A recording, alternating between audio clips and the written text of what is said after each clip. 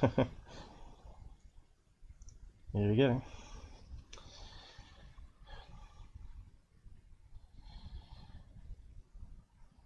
We are live, it reckons.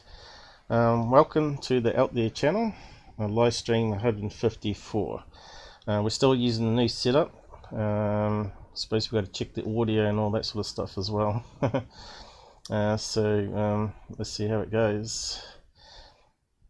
Cue some music.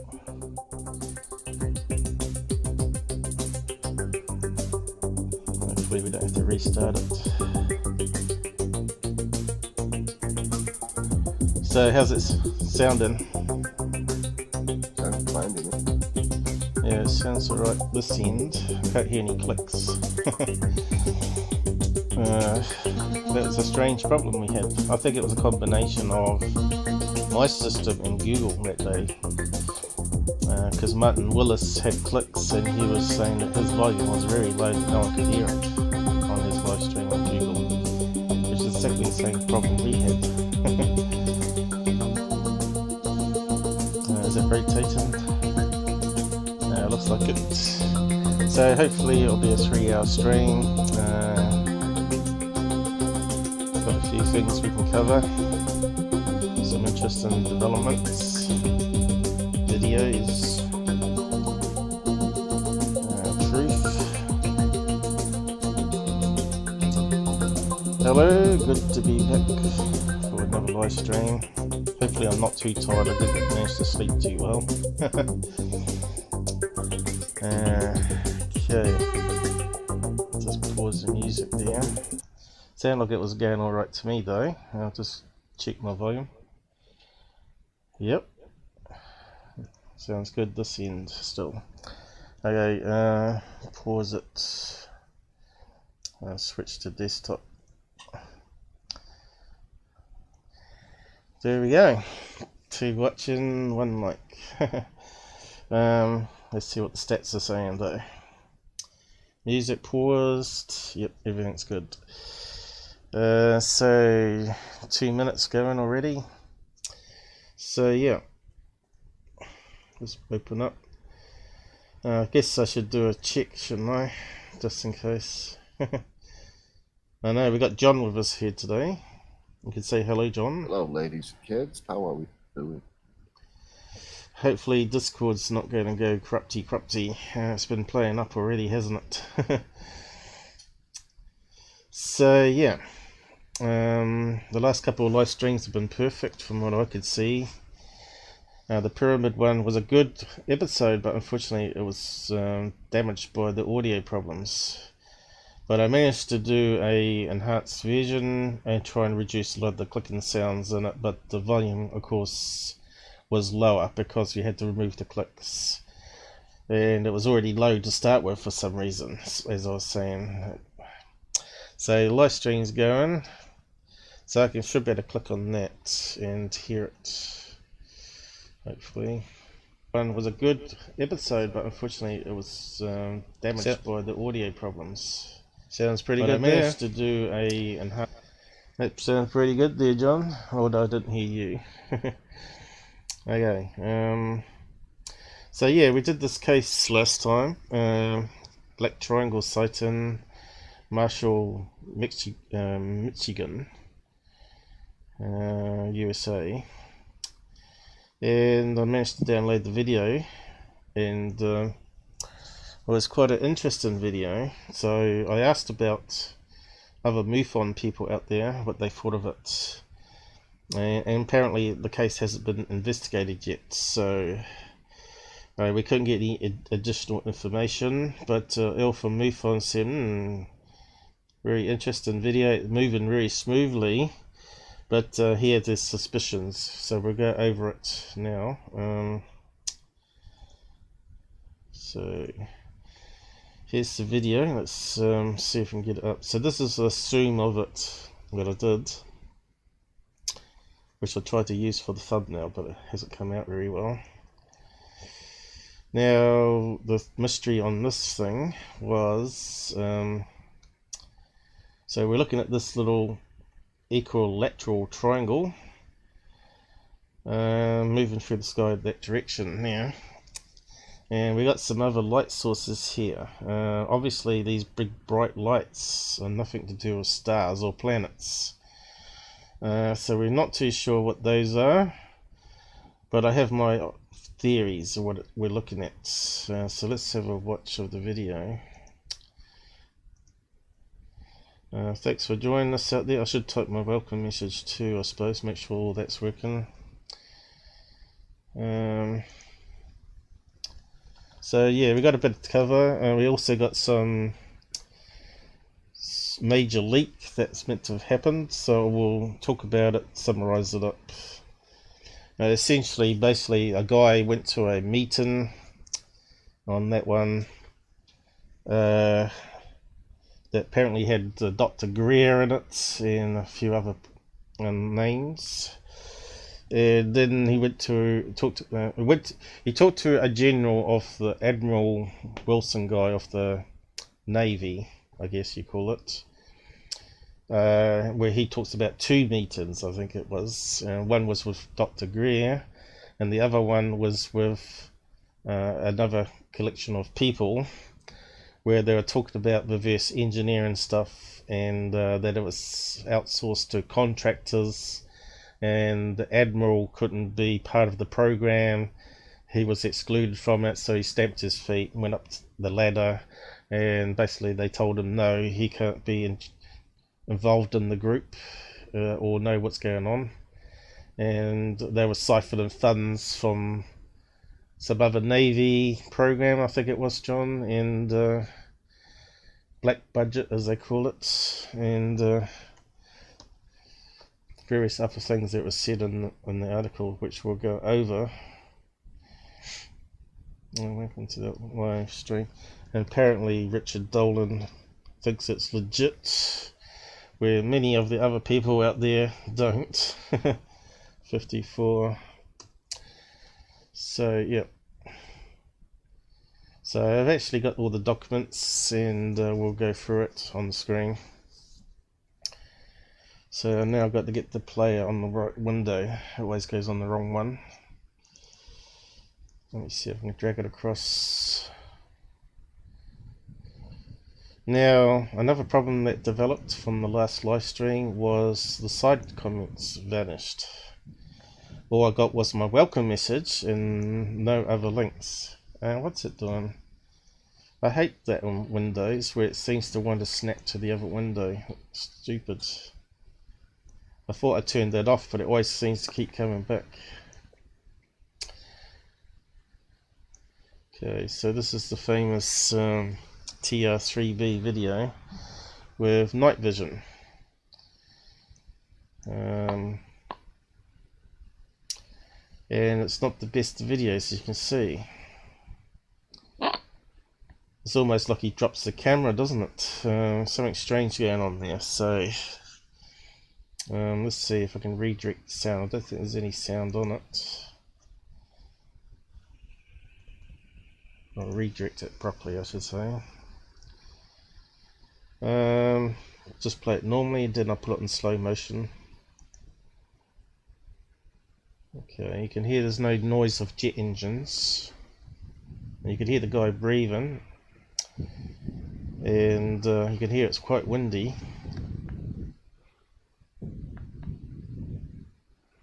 Oh, he's breathing into the mic as well. Now, why is he not tracking the video, the UFO on it?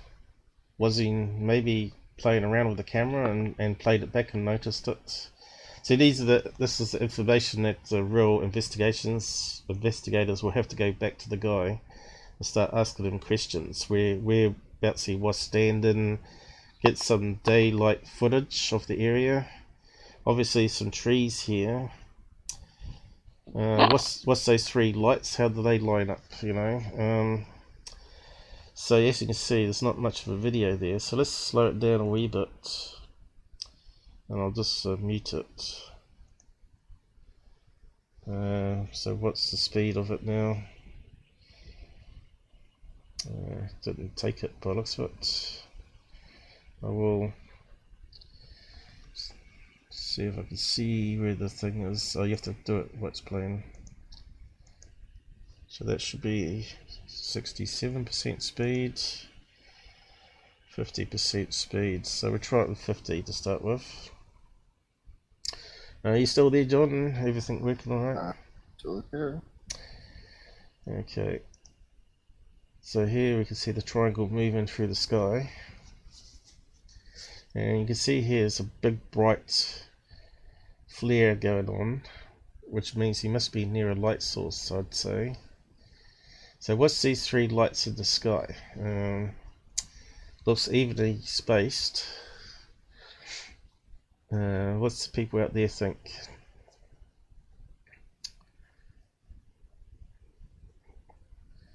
You notice how they keep fading as he moves into the light source here though, which you'd probably expect because it's a night vision camera. Now what's he filming there? It's out of focus, we don't know what it is.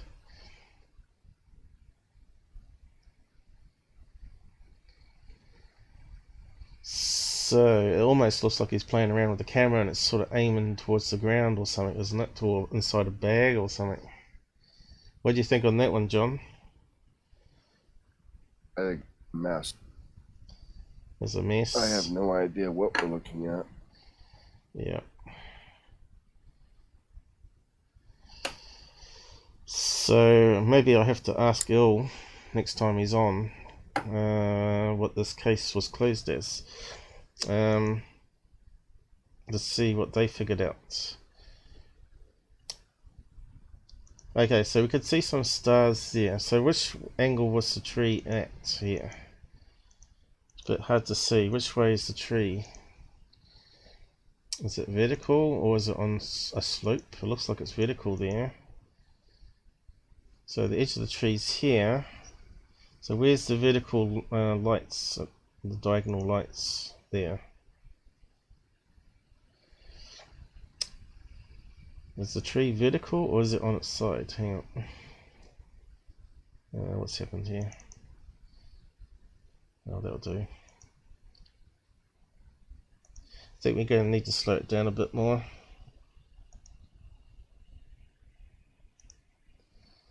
Try again.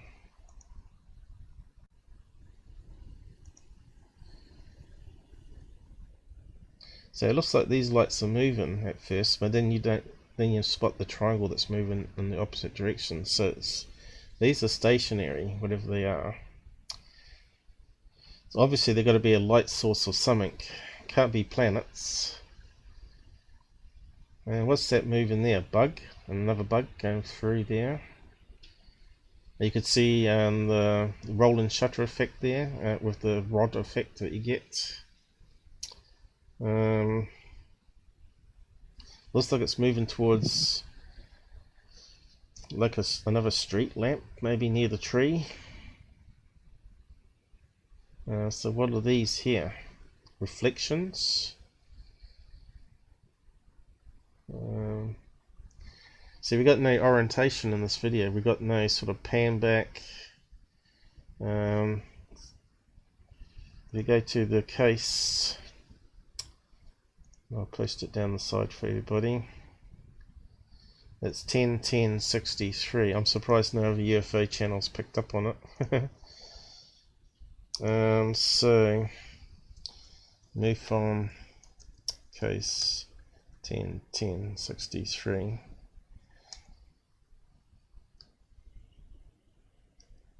Now we won't spend too long on it because we haven't really got enough information, but we can put our theories out there what we think it is. So you can see there's only one video and that's what we're watching, and the information is very vague, and it's so we'll just read that out anyway again. I wonder if the speech thing will work. I can't quite see it. I was looking at stars through a night vision camera when I noticed three lights in a triangle formation moving from the east to west at approximately 10:45 p.m. I began to record, then moved the camera so I could see it with my own eyes. That's why the video is not very stable. Is he reading it faster today? It seems faster.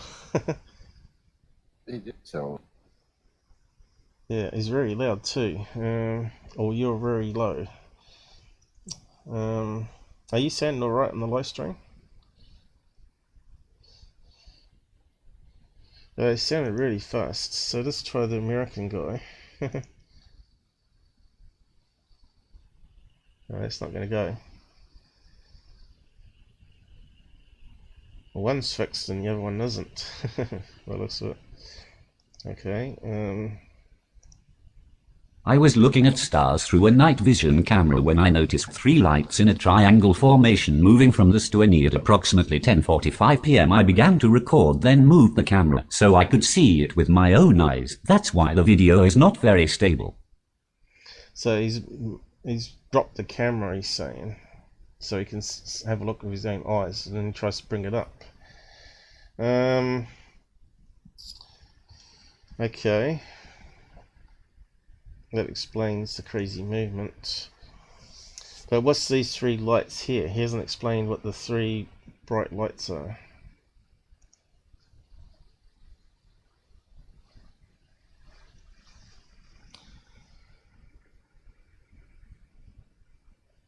It doesn't seem much for a footage though. Why would you simply just stop filming it and won't just keep filming it? Because it's moving quite fast.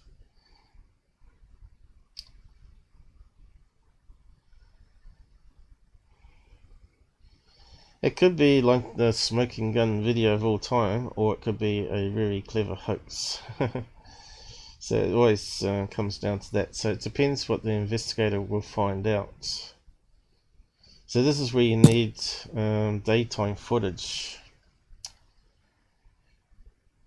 And then you can sort of work out what those other lights were in the video.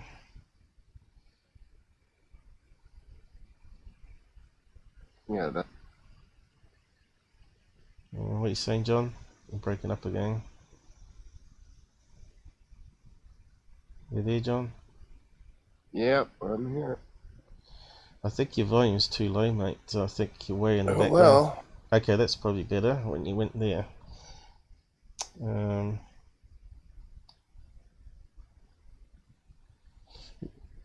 Maybe check the audio on live stream to see. So you can see I've slowed it right down to what's it at the moment? 0.25 times the speed. That certainly slows it down.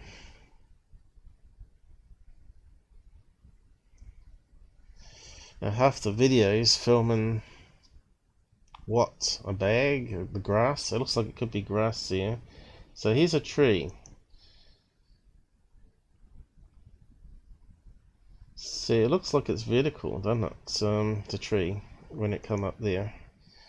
Doesn't look like it's on its side. So where's the trunk? Because that makes us understand what the lights could be then. So these leaves are definitely upwards, right? Or is it? Or are they drooping downwards? It could be either way still, couldn't it? Let's see. Is there any other clues here? Which way is the tree going?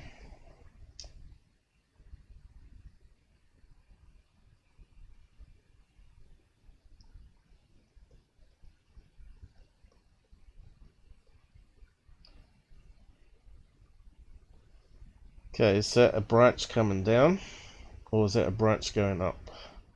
What do you think, John? Can you really see anything? Like I said, this is such a poor video.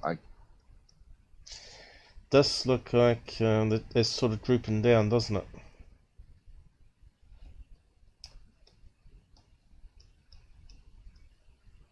It kind of looks like it's drooping down, like gravity's going this way.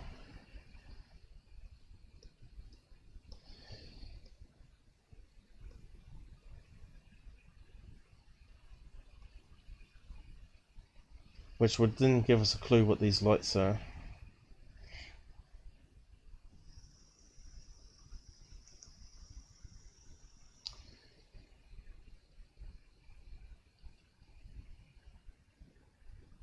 other people now got it in the side chat if they want to download it themselves as an AVI file.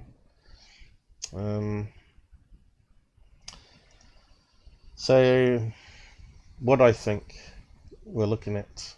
So if the tree's on an angle this way, that means this has got to be the ground going this way, right? And of course, is there any other things? So this means, could these be street lamps along the road? And that means the triangle's not overhead, but we're looking horizontally into the night sky. So these could be stars still, but not directly overhead, but on the side view, a horizon view, right? And you can see here, here's the triangle moving just above the street lamps, if that's the case. What do you think on that theory? Could be. Well, they look like solid sources of light here in the night vision, right? And rather than a reflection, because these look pretty dim lights here. And if you look at it closely, see if I can zoom in a bit while we play it. You can see it almost looks like it has like a shimmering, like the Predator cloaking that goes on. You can see with the static that the static seems more dense around the three lights here, like there's a substance between the lights, like a mass, a body of a craft or item. You see here, just on the randomness of the thing, it's not actually transparent, and we haven't actually got a light source that's shining through it. See here, almost looks like a line of static, you know, seems to have some sort of shape happening sometimes. So it could easily be a legit video of a TR3b with cloaking, right? Or it could be simply a lead kite that's black. And of course the black's not going to reflect much of the light, it absorbs most of the spectrum. But the problem is we don't have any examples of lead kites being filmed through night vision, and we don't have any information or videos of planes being filmed at different altitudes on night vision. So that's where you need a library of examples to do a side-by-side comparison, right? That would certainly help. It would certainly help, yes. I guess the MUFON out there might have a database of such things, right? That they got access to. But none of us are investigators for MUFON, so we rely on other people to look it up and tell us.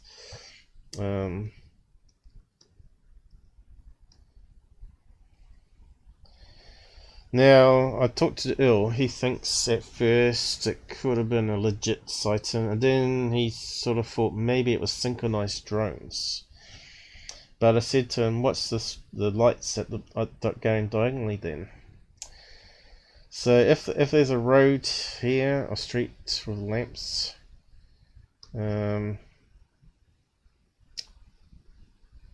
is there another light source further along that's making the glare here on this side of the road? So what's this here? We can see some other dots happening here now. See that coming into frame here? That almost looks like the triangle craft again, is it? Looks like 1, 2, 3 dots. Kind of strange. In fact, it just gets clipped off there. Oh, here we go, look. Okay, there's the bug. So what's this triangle shape happening here? You see what I mean? Mm-hmm. The triangle craft was moving along this way, and then suddenly it's down here. Let me just zoom in on it. Does that look like the same craft? Yeah, it was very faint. So that adds mystery to it now. start to look more like two craft and the three lights in the sky, God knows what, or it's a hoax. And whatever that is there, is it a reflection in glass maybe? Can you film lights like that in a reflection with a night vision camera? I wish I really had a night vision camera to test it out. So it definitely looks like a TR3b there, and we got some other light sources popping up here and there.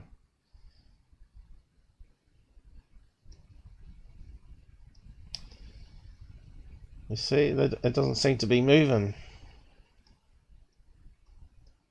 Not very fast anyway.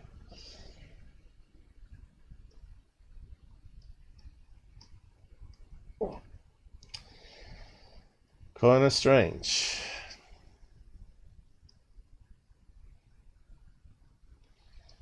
So there's actually two craft there. Listen, can only pick up those details when you play it on really slow motion, alright? Oh look, it's got the edge of the brightness coming in here.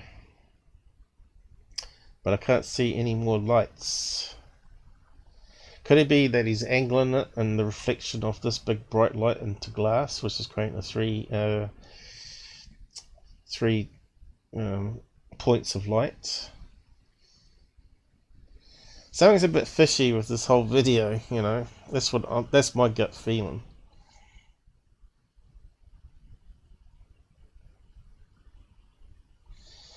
So what's the possibilities?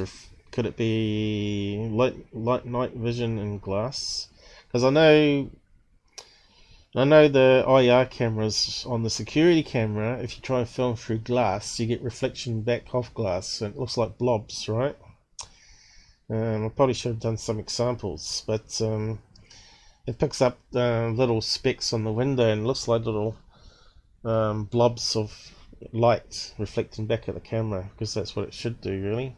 So it looks like something going on here. See, here we're getting this sort of like a triangle pattern going. I wonder if these three lights are actually triangle lights on a building or something, and he's just angled it on a piece of glass and filming it.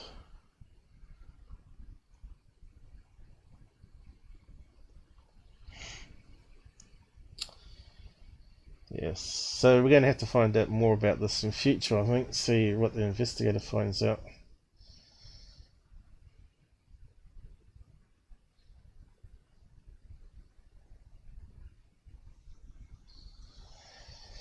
So who said analysing videos is easy? It's not, is it? Right, especially if you ain't got all the information.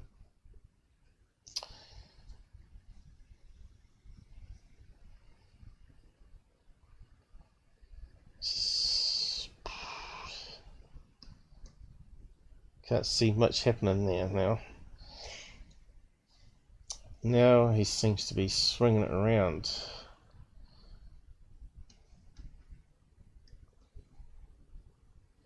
I think that's got to be the tree. Now what's that there? What's these lines here? Looks like something really close, like a finger. Looks like a finger. Would you say that was his finger in front of it? Are you there, John? You're typing to someone, I think. Could be his hand on the camera that is filming through there. It's out of focus, it's a bit hard to tell. Does look like something going on there, like the hand or something. And then now we've got the tree. And then there's a light source here.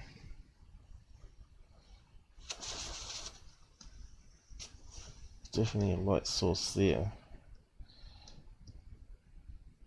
Looked like a strap then as well, but could have been a tree stump. I mean a tree. What do you call it? The trunk of the tree. Let's have a look. So what's going on here?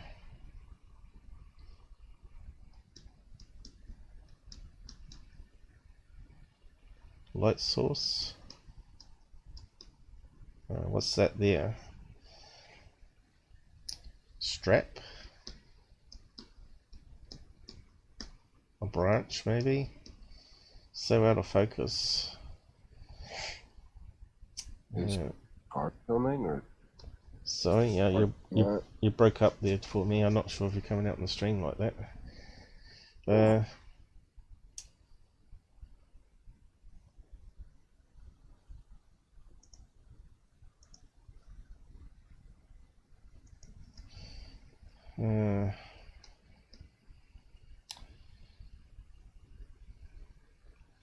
You're saying it was an arc, did you? Or what?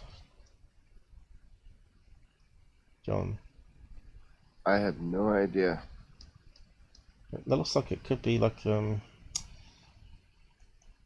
why would his hand glow? Would night vision show up your hands as white?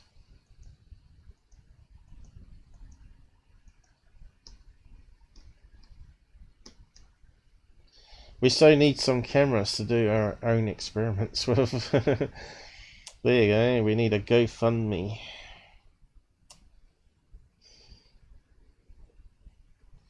This is where Mick West is lucky, because he's got a whole bank of different cameras where he does his experiments with his side by side. We can't do that. We need to find examples online.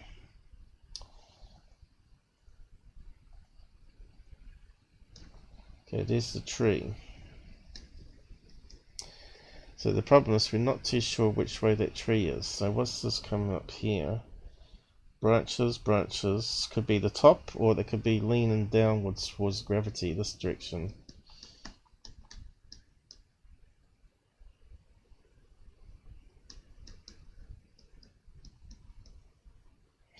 This is why you need a day shot, you see.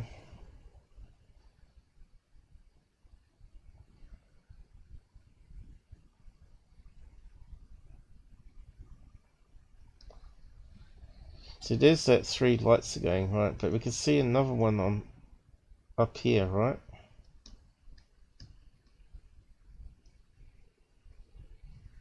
And another light there by the looks of it, and another one up here. See that? It's almost filming, creating a triangle pattern. I reckon it's being pranked. Or hoaxed, I should say. And there's that tree going. But we're still not sure which way the tree's angled. So this guy just happened to have a night vision camera on him. This? Well, he must be an active sky watcher, right? But he's not really good at it. So yeah. So there we go. And we can see there's some other light sources here, right? Up here. Is that a star?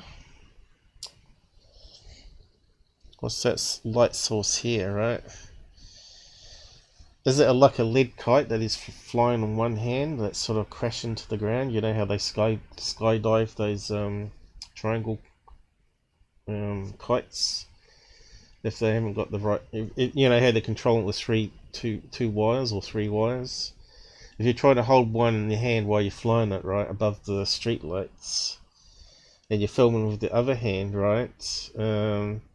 If you lost control of the kite and it's coming down towards the ground, suddenly you can't focus on the camera and the kite at the same time.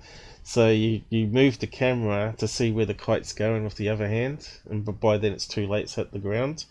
And so could it have come around here, and he flew the kite around underneath this image here and come back around, because we see it come back this way again, right?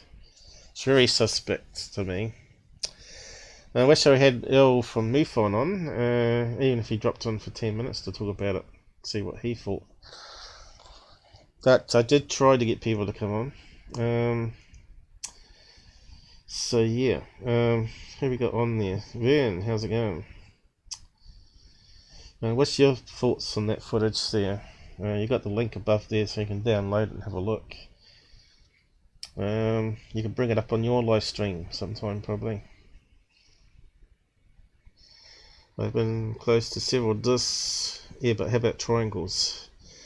Multiplications. What do you reckon you? They are real, beyond words, amazing. So, do you think this guy's being legit here, though? I'm not sure how much you've seen of it.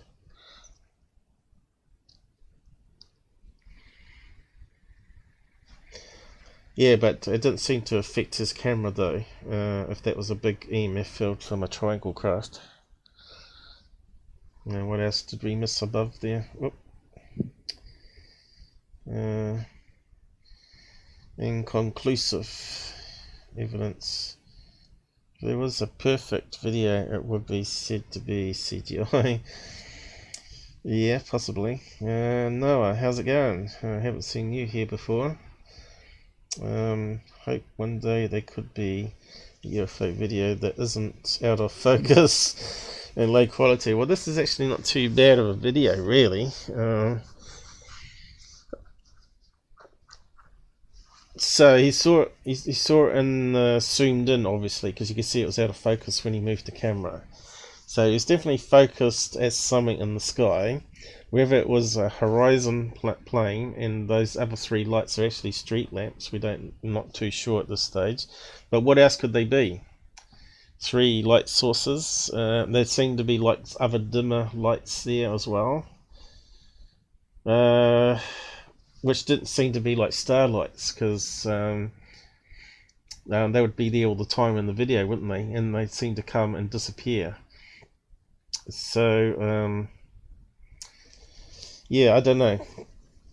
I just don't know enough about night vision cameras, how much you can actually trick, whether it's very similar to the infrared cameras used on the security camera. Then I can do a comparison through glass, because I know you could film through glass and make a couple of reflections on it, and then just angle it to make it look like it's moving, or just move the camera, because you got no reference point in that footage, right? Reflecting back on the lens. So what do you reckon is reflecting back on the lens? Someone was going to hoax it. I think they were superimpose the lights. Reflection on glass. That's my feeling too. But the other possibility is a lead kite that's got out of control, you see, and it's flying around in a circle and come back around while he's moved the camera, and then it's come back around towards the lights, because you could see the triangle thing was coming back around, but further down below the lights, which is kind of strange. So yeah,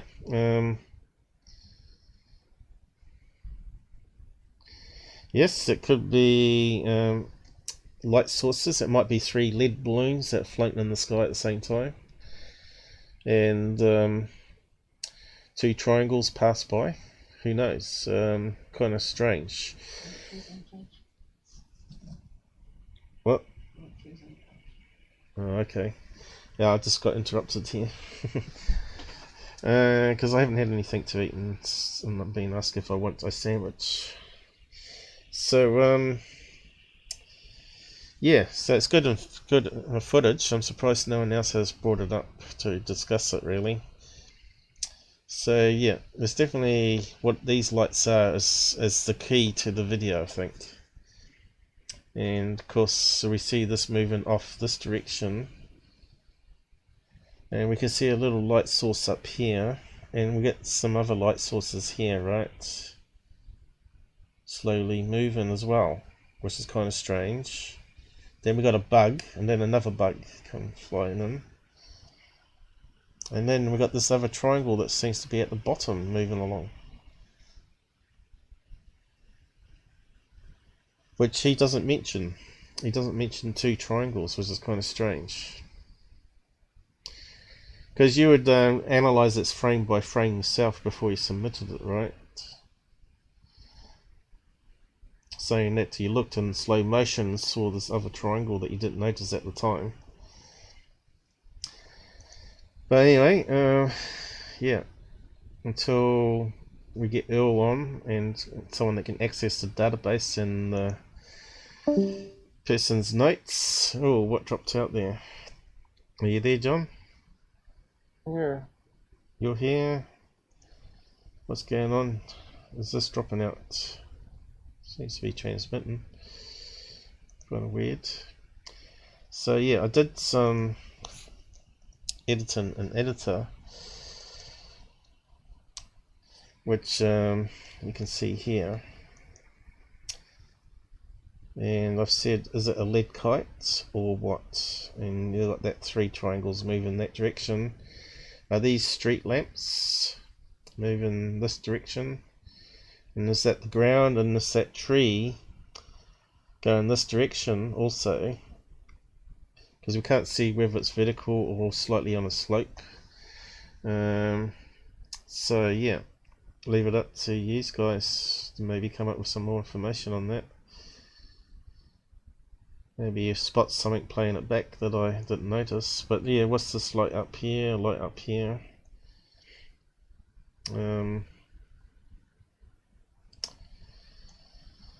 We need the day shot for sure. So I did actually look for planes at the end of the last live stream, but I had some problems working out the time zones. And the only plane, which I think I got it right here, I had to add on 16 hours to the sighting time to get it into my UTC time of local location. And this skinny wing plane here is the only one in his distance. He was in Marshall over here, and that was the only plane that was going past. But because we're seeing 2 triangles now, it doesn't explain it at all. So it can't be a plane. I would have thought you'd see maybe an outline of a plane, especially with all the lights they have on it, and extra lights of course. So probably ruled out a plane, but at least I looked it up, unlike many investigators out there don't. So yeah, I thought maybe that's probably all I can do on that one for the time being.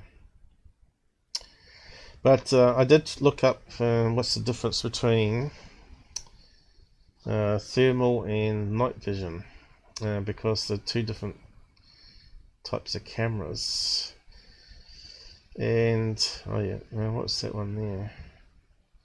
So you have to go to the database to actually look it up, or download the video if this doesn't work, because I'm having trouble here, as you can see.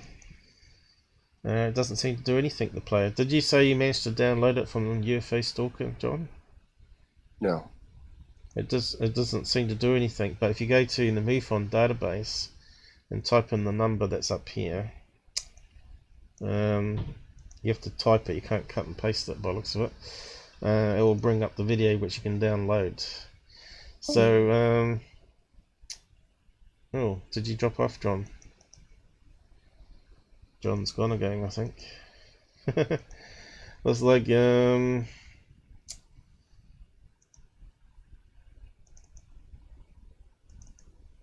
having problems, Houston, with Discord. Might have to log out and log back in for him. So go to the MUFON database and type in that 101063 so you can get to the video. Type it in the case field, which is down here, the case number. Just type it in there and just hit enter, and it'll bring it up for you. So I'll probably just close that down now. Move on to the next topic. Well, actually, before I do that, I'll do the night vision stuff. But I need to get John sorted out by the looks of it. He didn't say he was going, did he? I'll just leave and rejoin. That's back to Sydney.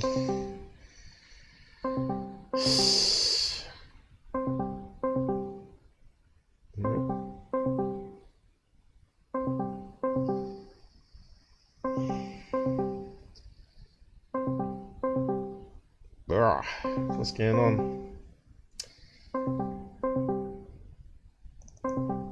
No John's joining us. What's John saying here? Oh, thanks. Oh, he's gone. Okay. What doesn't work for you then? You can jump on if you want. You got the option of coming in voice.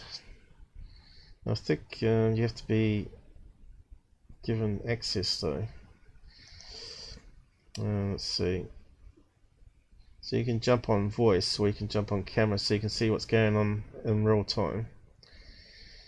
Ring, ring, ring. Yes. Let's see. What's the best option? We'll try voice only, I guess, for the time being. You should be able to now jump into the voice live run down here. Yeah.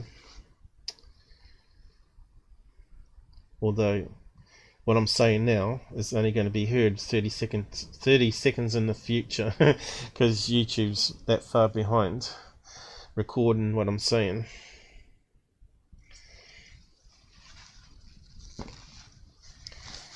Are you there, Vern? I can't drag you in, you have to jump on.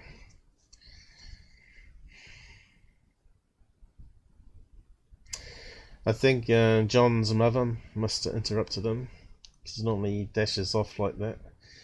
But, hey, we've got something. Hello, hello. You got your mic muted there. You got your mic muted. There we go. Can you hear me? I can hear you. Is it corrupting though? We're getting some strangeness with the Discord. We're corrupting again. I can barely hear you. What the hell's going on?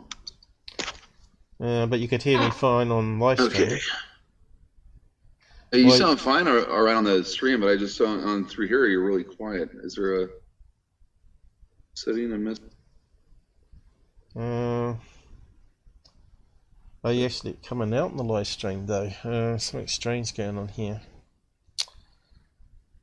Can you talk? Let me just check it. Oh, yeah, there we go. I don't think your voice is recording according to the mixer here. What's going on? Cable B. That should be right. Voice mixer input should be working.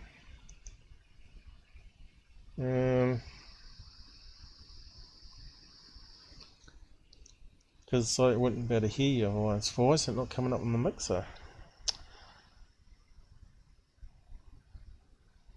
That's kind of weird. Let me just restart it.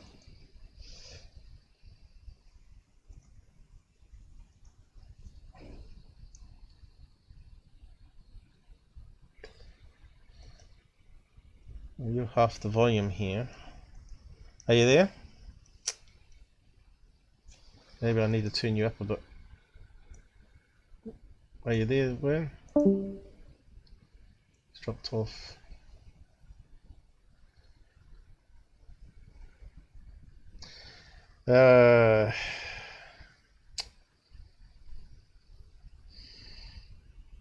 Where's he gone? Drop on again. Did it come out? I don't think his voice was coming out in the live stream. I guess I can't test it now.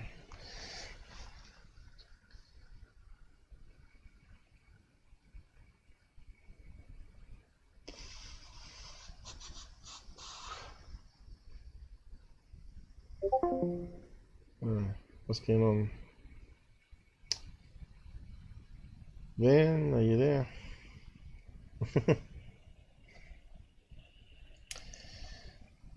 Vern.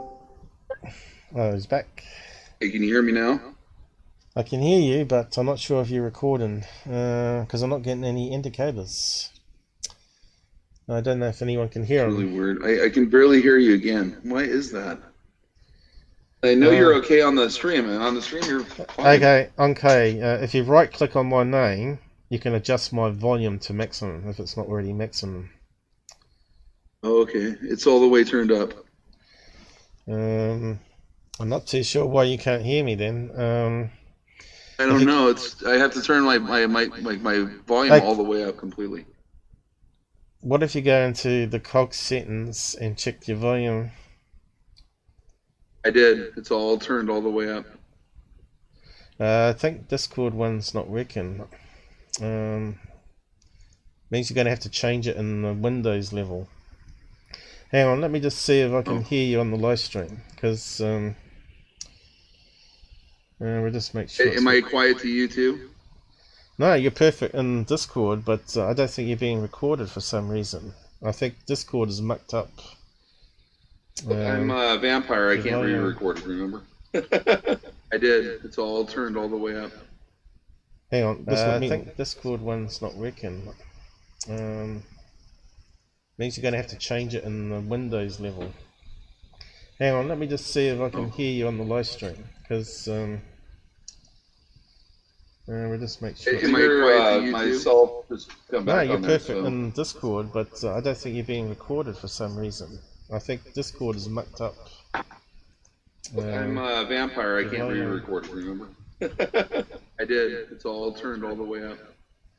Yeah, I think Discord. Well, it sounds like you're coming out. That's really weird. I'm not getting indicators going. Anyway, sounds like it's recording you loud and clear on the live stream. Let me see. I'll check out my. You're extremely loud. Real quick here. You're extremely loud for me. It's almost like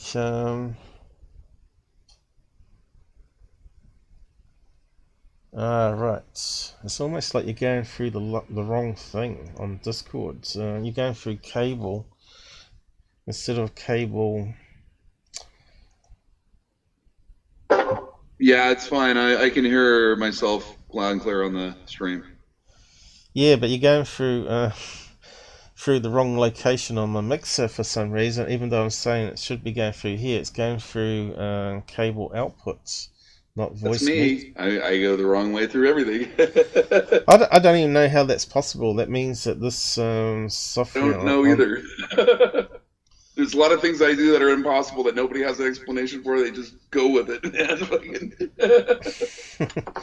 Oh my god! Can't my life be simple? It's going through this. Let me just change and see what happens. Are you still there? Yeah, I can still hear you, I think. Testing 1, 2, 3. So that didn't change it, although it should be, you know. Okay, has it moved you on? You know it should be, but that's just the way it is with me, man. If I can find a way to screw something up. That's obviously a bug with Discord that's going through. It was working the other day that we tested it. It was going through the right location. I don't even know how that's possible. I know. Well, you can talk to the other guys too. You know, the ones that fly around in discs, and tell them the same thing because they're wondering the same thing. How I keep getting myself in position where. I think maybe I need to maybe an anomaly. I think I might have to update my portable browsers, but then it might screw up. I'm just so terrified at changing things when it's sort of working. Windows 10 does some strange things. Even though I got some hack to stop Windows Update, when you reboot, it sort of has the hourglass like it's doing something before it closes down, and it just sits there for a minute, and you're thinking, what the hell is Microsoft up to? Because you do is make me a moderator on Discord, because that way I can't screw it up. Eliminate the settings. Well, you don't know enough about Discord, so best not to. You might stuff it up like you said. Actually, I've been doing a lot of Discord lately with another channel. Okay, we got some side chatters on. A truth channel. Well, as long as we can hear you and it's recording on the stream, that's the main thing at this stage. Just might do some strange stuff. What about the video? You want to try go on video, or that'll correct it? Maybe that's where the problem is. Okay. but I got to set it up differently for you. Because John was video. Wasn't John video? Yeah.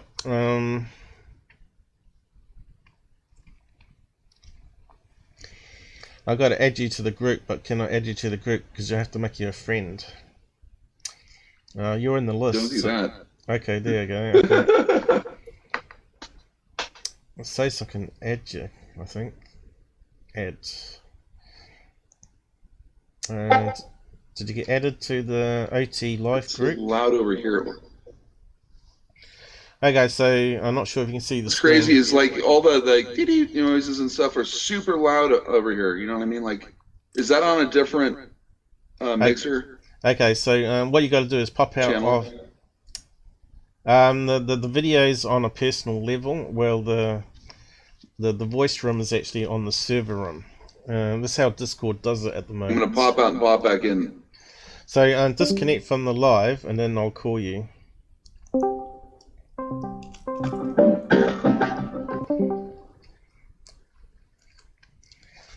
Okay, I think he's there. Oh, it's trying to connect. Okay, we're on with the show once we get them sorted out properly. Are you there? Have we got something?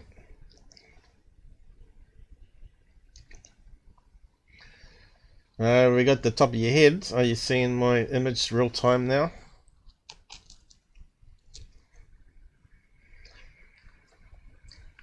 I can't hear you.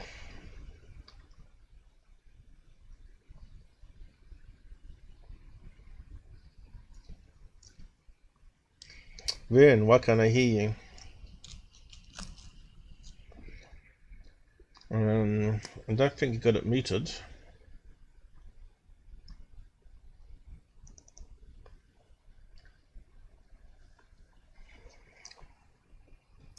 Yeah, that's why it's always a bit messy when guests want to jump on mid live, but you know, we're easy going. There's no time restraints to do a podcast. Vern, I can't hear you.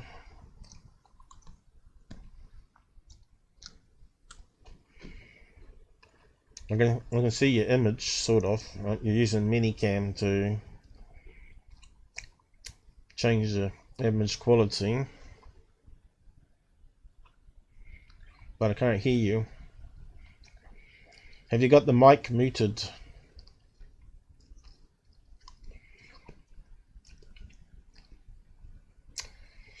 So you might have to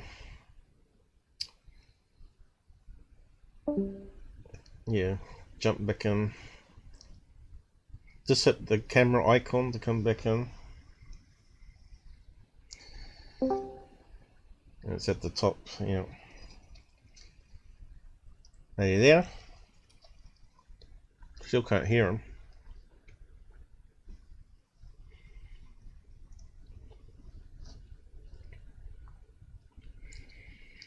I'll just munch on my sandwich I've got here. Well, let's try US West Coast just in case. Are you there?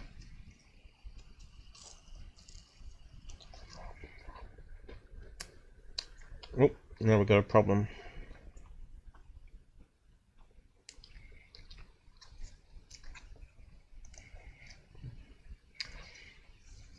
This is crazy. Hello. Hello. Oh, hang on. No, I've got maximum volume there.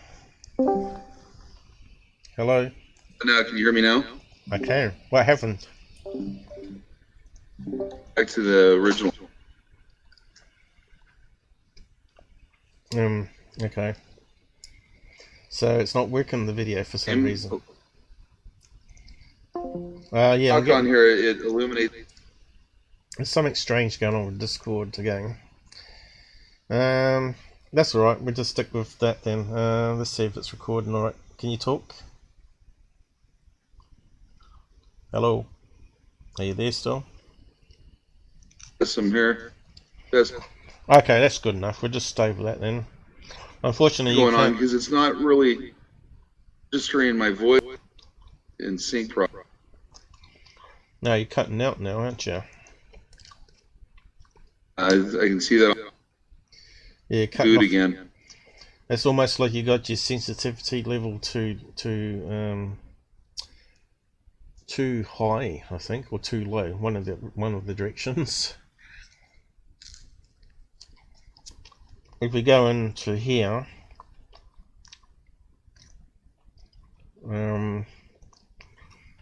just set it to about there. How about now?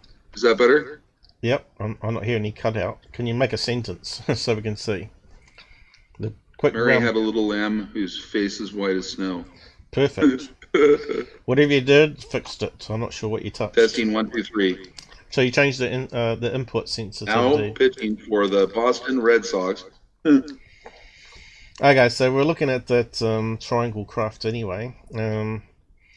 So what do you think? You think there's not enough information there to call it hoax or legit? I mean, it's like a lot of other videos. It's just lights in a dark background. I mean, like it could very well be something, or it could be just a reflection of glass. I mean, it has a lot to do with the credibility of the person. Like if it's some unknown person doing something, I mean, it is what it is. I mean, if it's somebody that who does stuff, or whatever, then you have to kind of go by their word on it. But I mean, unless the best video that you're ever going to see, you're going to think is fake. You know what I mean? So I mean, I don't know. To me, video evidence is just inconclusive now. I mean, unless you're there, with other people or whatever, that's the only really validation that you're going to have.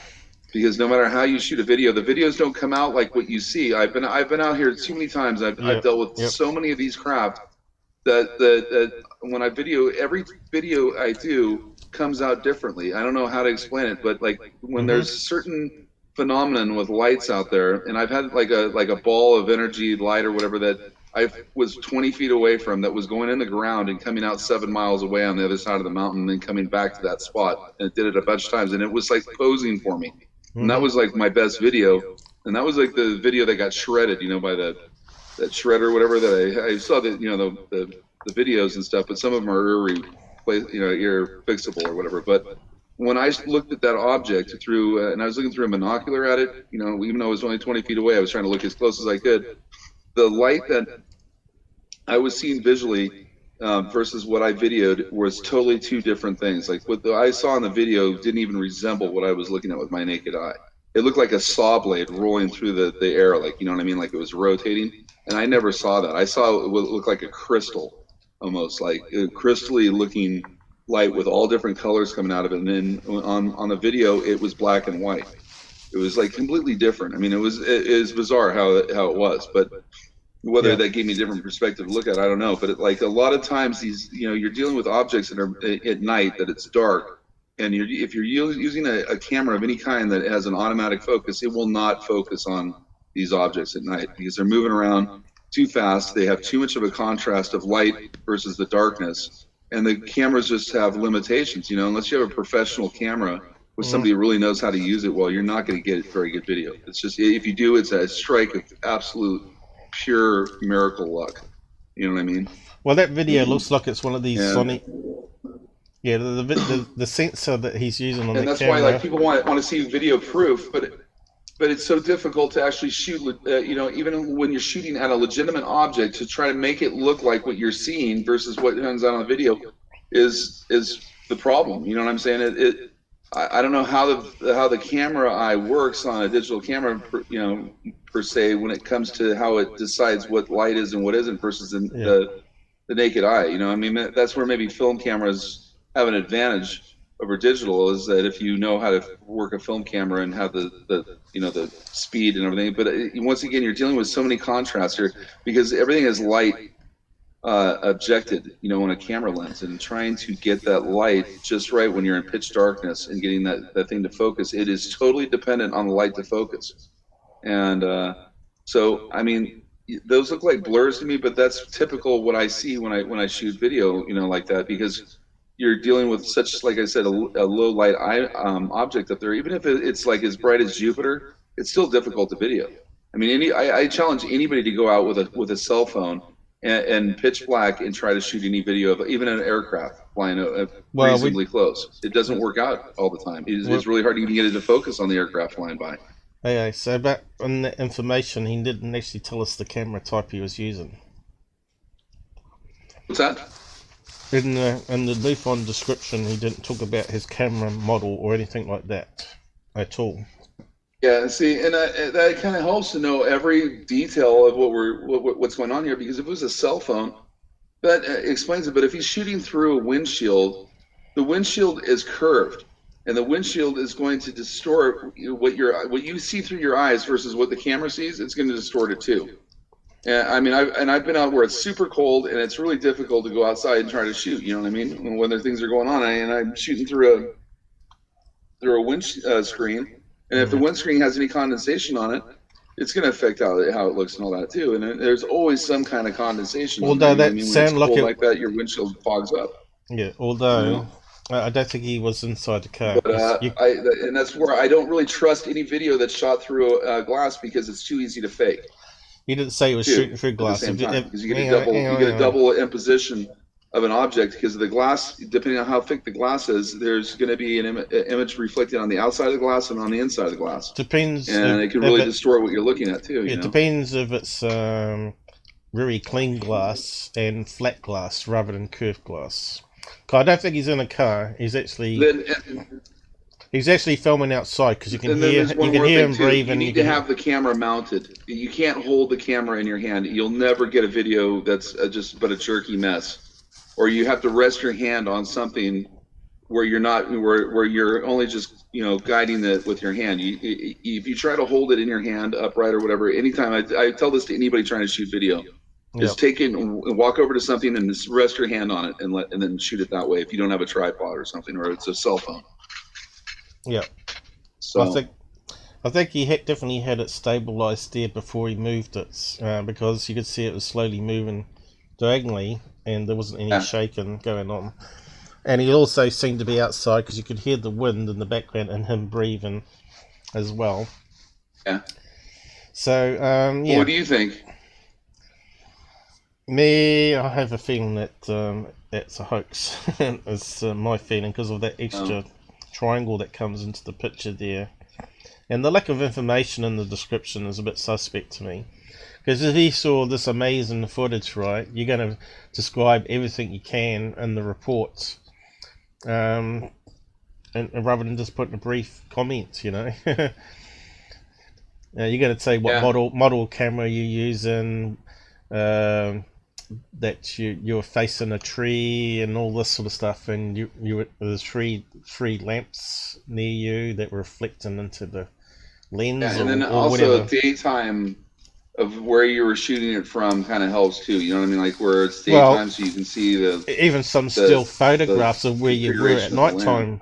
Yeah, still photographs of where you were at nighttime as well would help a lot.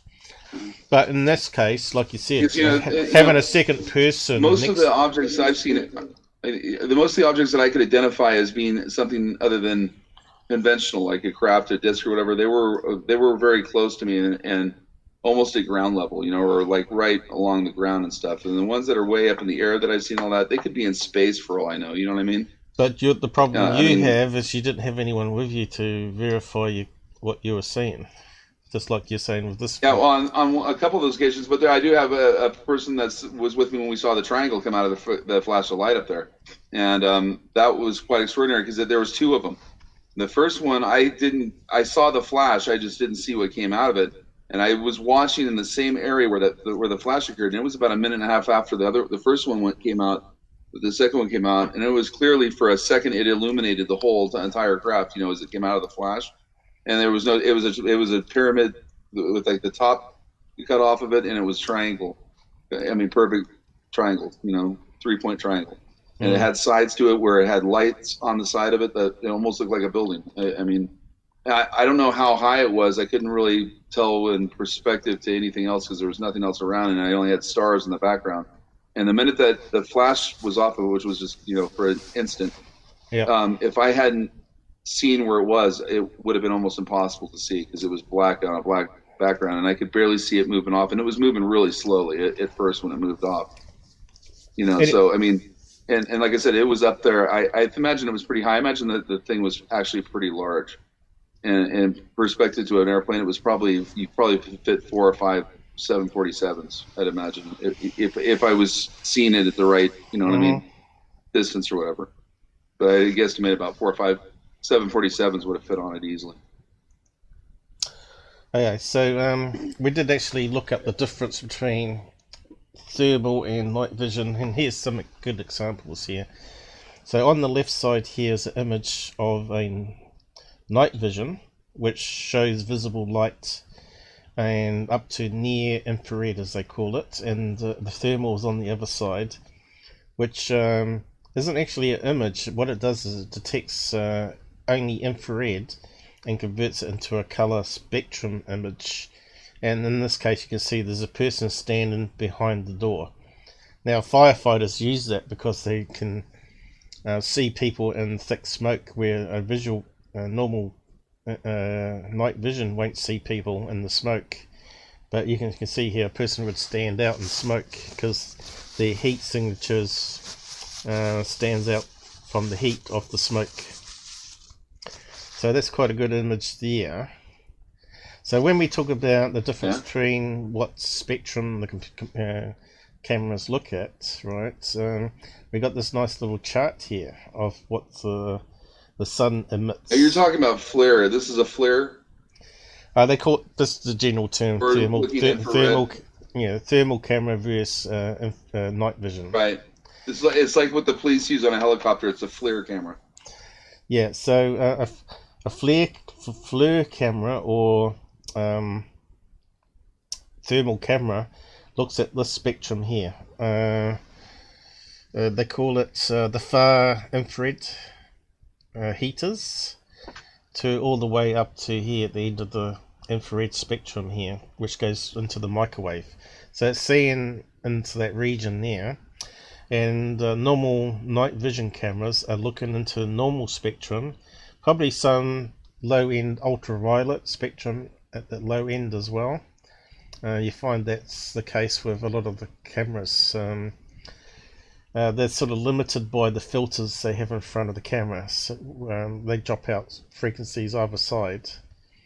But in this case, they get near infrared rather than far infrared, they call it. So it's more closely to the start of the infrared.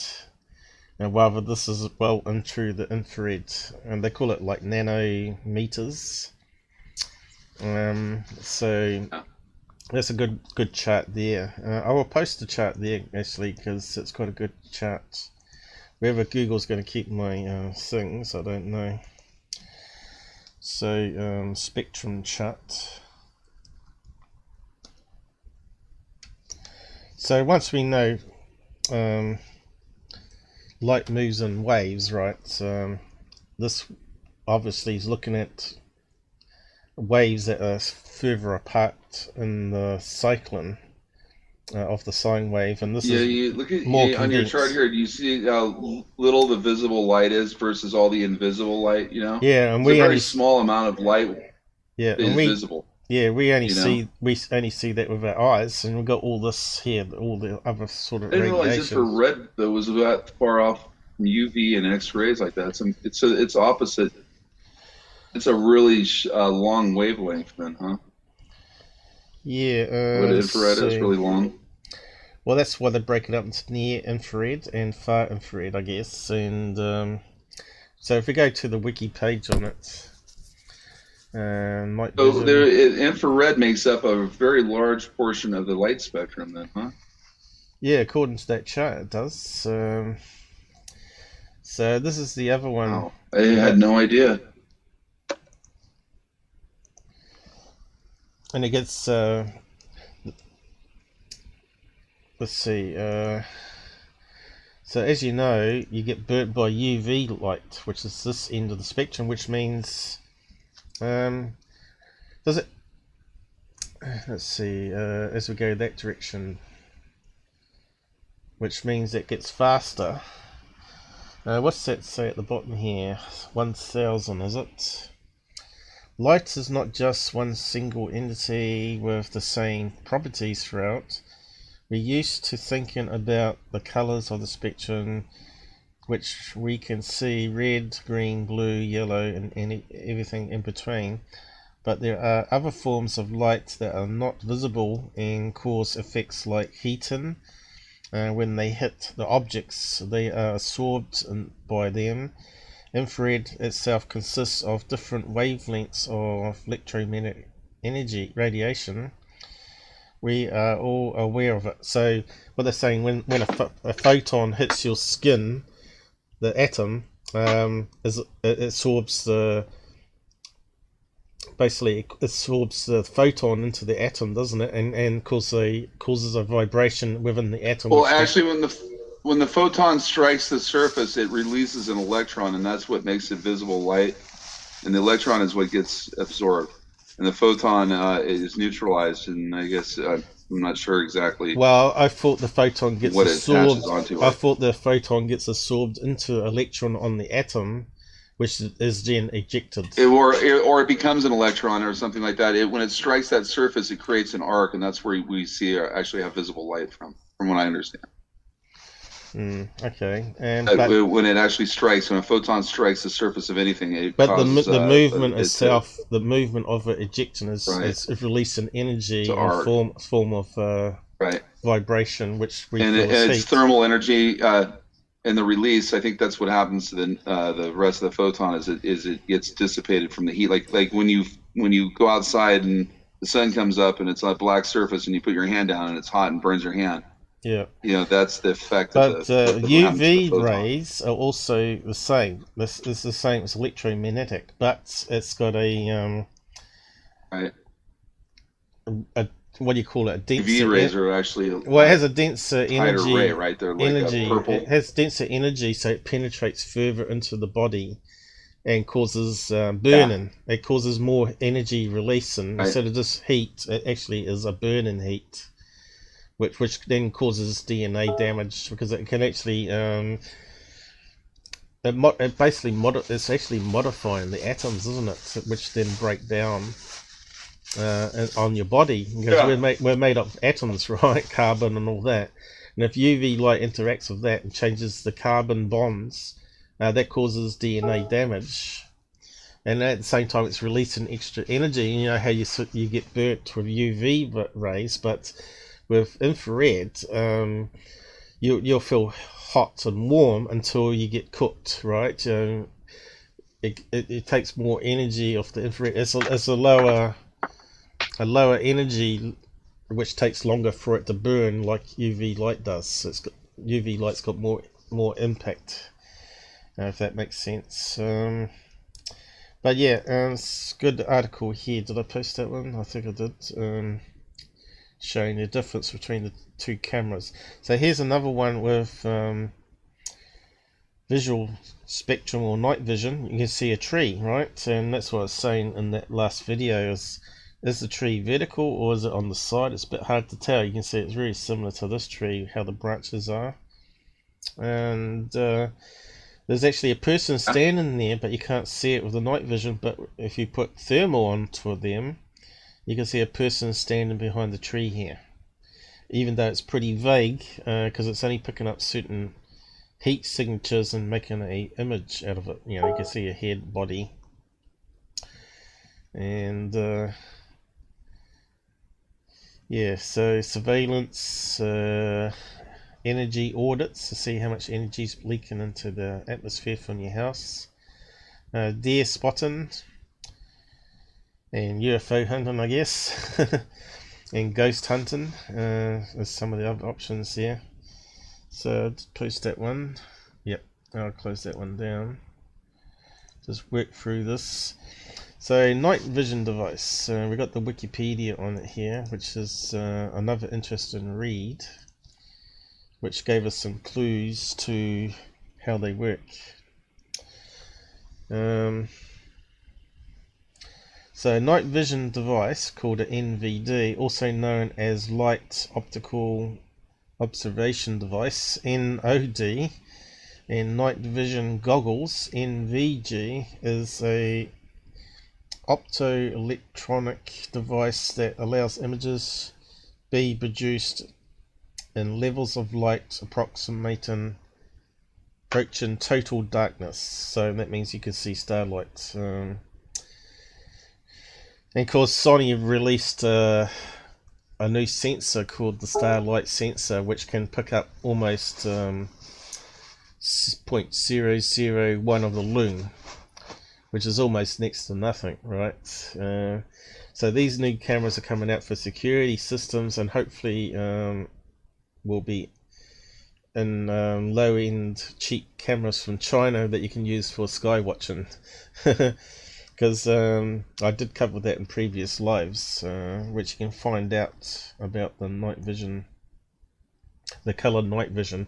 So now they've got colored night vision, which basically, I guess, processing it differently. Instead of it passing through one filter, they're actually probably electronically changing the filter inside the camera, and then combining all the different images into a nighttime color image. So you got your normal spectrum coming in, as well as it's merging the enhanced light from night vision at the same time. So you can actually see like the color of neon lights for these new cameras, which is quite interesting. A leap forward, I think. So it'd be interesting to see how the Chinese mass produce those, and it'll get cheaper and cheaper, so you can pick them up for like $30. At the moment, they're like at the moment they're like $200, which is quite pricey. But they also come with optical zoom on these security cameras, which you could use as a cheap method of sky watching, I guess. So colored night vision would be really interesting to see if we can catch some UFOs with it.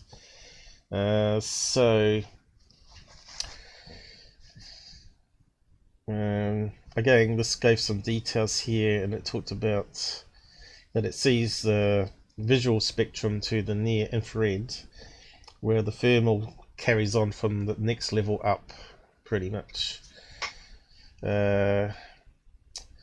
So obviously it was developed for military use, and now it's been released to consumer level.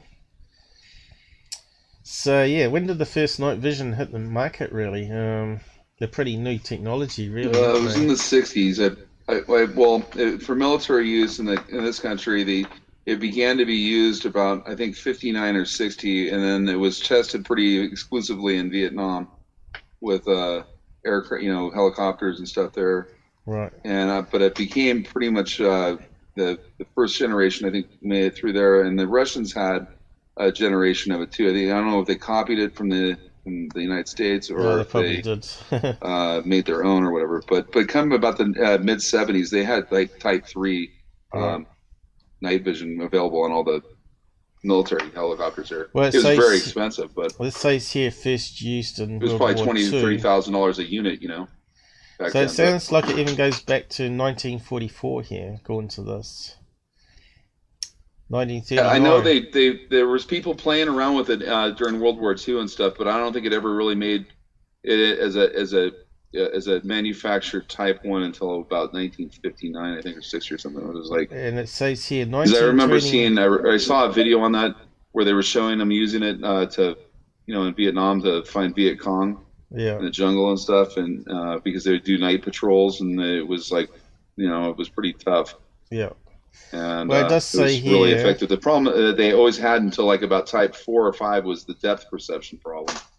But yeah, it says here in 1929. Hang on. 1929, Hungarian physicist Carmen Toiheri invented an infrared sensitive electronic television camera for anti-aircraft defense in UK. I wonder how big that was then. The first this is what I need I need true night vision. Infrared doesn't work because you have to project the infrared, and it only goes as far as the infrared is projected. But the night vision is totally different. It gathers light from where to us it's invisible. Well, again, but it exploits the Yeah, it depends if you're using that new Sony Starlight sensor in the infrared camera. Then you'll be able to see. They're up to like I think Type 7 now or something like that, which the like the SEALs use and all that. It's super expensive stuff. It's like probably $100,000 for that. So the Germans stuff, were the but- first to use it, according to here. So maybe the Americans stole the technology from Germany after the war, right? I'm not sure about whether that could be true. I'm sure that the German scientists back in World War II were working on coatings because I actually seen sites from a tank sites or whatever that were coated with a Well, it says here with this something document the inside that they were. Panther tanks had it in 1935. So Yeah, yeah, looks like. but as far as having it to where they could actually really use it and utilize it, it didn't really. It took a long time, and well, they the said Germans. The Germans pretty much worked with the United States at that point. So anything that's done out of Germany that's optic or whatever, it's usually from like a DARPA, you know what I mean, that they send out because obviously the Germans and the Swiss grind the best lenses in the world. You know what I mean? Well, it says here the first the ones. Zeiss lenses. Hang on, it says here the first ones were range finders and can only go up to 600 meters. I'm not sure if that's useful or not. In a tank. I suppose. And plus, it messed with your depth perception. Like if you ever looked through that kind of stuff. Yeah. The early stuff, especially like the Russian early stuff, you can't tell how far a distance is in them. They're kind of screwed up. You know, I mean, you can see things, but you can never use them to like use them as a sight or anything like that because or whatever, or to drive with because you drive off a cliff or something, not knowing. You know how far things are. It like totally messes with the distance. Well, it talks about generation 1 to 3 here in USA. But I've actually had I acquired some night vision at one time that a buddy of mine gave me for a favor, and I got it confiscated from me though. But anyway, I could drive with it, and I used to drive with it out in Nevada, you know, with my headlights off, and I could see animals and shit and everything. Once I got used to it and stuff, it was awesome. And then I got caught by the cops with it, and they took it away from me. But so it was used. It was military grade, you know. It was stamped with military on it. So we'll probably move on to the next subject now, which is this so-called leak of the century on UFOs, which come out on Twitter. Apparently, the document was leaked, a 15-page document. Let's see, have I got it here? Yeah, the night vision that I had acquired at the time it had two for both your eyes. You could put both your eyes on it, would flip down, and it had a single monocular that you look through, and it was pretty amazing actually. Okay. It ran on, I think it was 2032 batteries. It's a button battery, but okay. So yeah, we'll move on to the next topic here, which is this. It ran on like 464. Hello. I want to say 2032s. Hey, Vern, enough on thermal cameras. We're moving on to the next topic because we're running out of time. 1.5 hours we spent on that TR3b video and how it was filmed. But now we're talking about this leak that was apparently posted on a made-up Twitter account. And of course, people started downloading it, including Richard Dolan here. So we'll just play a recent thing he said here. Where is it? Where he still thinks it's legit documents. So, but we'll go over it together and sum it up. Basically, the documents was an interview with Eric Davis, which is this guy here. I got the pictures. You may recognize him from TV shows. I think he's been on TV. This guy here, Eric Davis. But there's various pictures of him, and his bio reads as so. Uh, I've seen that one on the Panzer tank. I knew somebody that had one. so Well, one of those. Were experimenting with coatings, light enhancing coatings. okay, but we're on this document now. Then. So Eric W. But yeah, Davis, it was pretty cool. the Space.com article research warps into hyperdrive said. So he's looking into the warp drive for space flight. Take one part high frequency gravitational wave generation, then add in a quantum vacuum field. So it sounds like gibbly goop to me. What are they talking about? Are they even sure what they're talking about here? Now whip widely via a gravitational magnet force into a rotating superconductor while standing by the Alcambry warp drive in higher dimensional space-time. So you know my feelings about space-time, that is actually some aspects of it's not actually true. But we won't go over that again. If you're looking for the latest and faster than light interstellar travel via transversal wormholes, that's one thing among many discussed at the Space Technology and Applications. So Eric Davis received his PhD in astrophysics from the University of Arizona in 1991. His fields of specialization include spacecraft exploration of the outer solar system, planetary science, relativity theory and cosmology, space mission engineering, and NASA breakthrough propulsion physics, which is the EM drive, which is that warp drive that we're playing around with. Eric is a research physicist at the Institute for Advanced Studies Austin and Earth Tech International, and also the CEO of Warp Drive Metrics, now in Austin, Texas. He contracts with and consults to the Air Force Research Laboratory Propulsion Directorate Propellants Branch and the Department of Defense. DoD, during 1996 to 2002, he was with the National Institute of Discovery Science in Las Vegas, NV, where he served as a staff aerospace astrophysics researcher. He also participated in and consulted to the National Breakthrough Propulsion Physics Program and co-founded the Advanced Deep Space Transport Technology.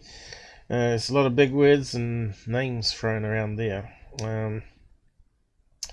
So he began his graduate work in 1984, and it goes on a bit here. So it's a bit of a description about Eric. So apparently what happened is this guy had a meeting with this other guy here called Thomas R. Wilson, who is this guy here, who is the Vice Admiral Thomas Ray Wilson, USN, was Director of Defense Intelligence Agency from July 1999 to July 2002. So this is where this document comes from. It starts talking about these years, the first meeting that this guy was talking about with Davis at a meeting, because he makes these notes here. Where is it now? Here we go. Here's the document. I will post the link to the document so you can actually grab it. It's a set of images, a scanned document. So UFO leak of all time, 15 pages. Have you actually had a look at this, Vern, at all? Yeah. Okay. So basically it's got at the start here. If we can get it to scroll.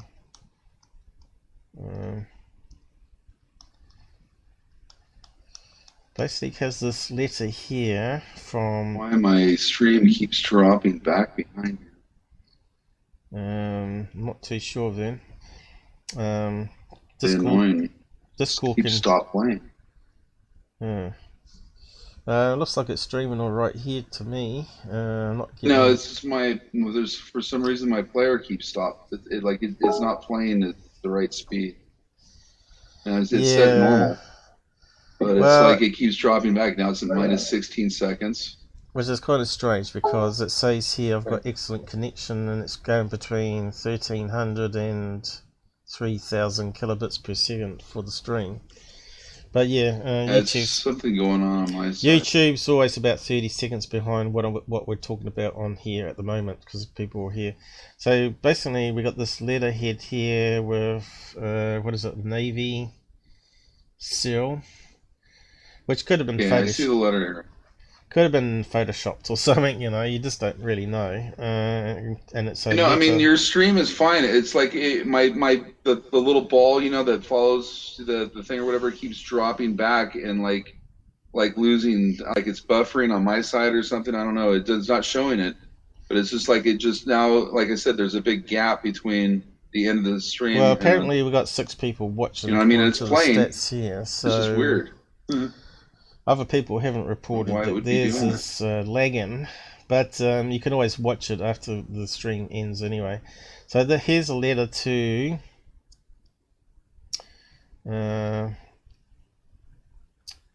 Eric. Well, looks of it. Dear Eric.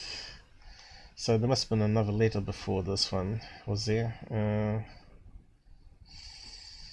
In notes it says. Seems to be backwards, doesn't it? It's out of order or something. There was a letter to the Admiral to start with, I think. And this is a letter back from a Will Miller, right? Okay.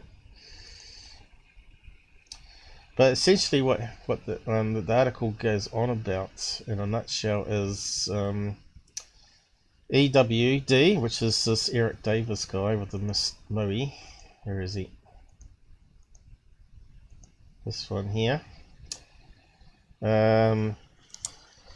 Started correspondent and talking with this Admiral guy who said he went to a couple of meetings basically, and one of them was with Dr. Greer and the other one was with another group of individuals, which I can't remember who they were now since I read it last night.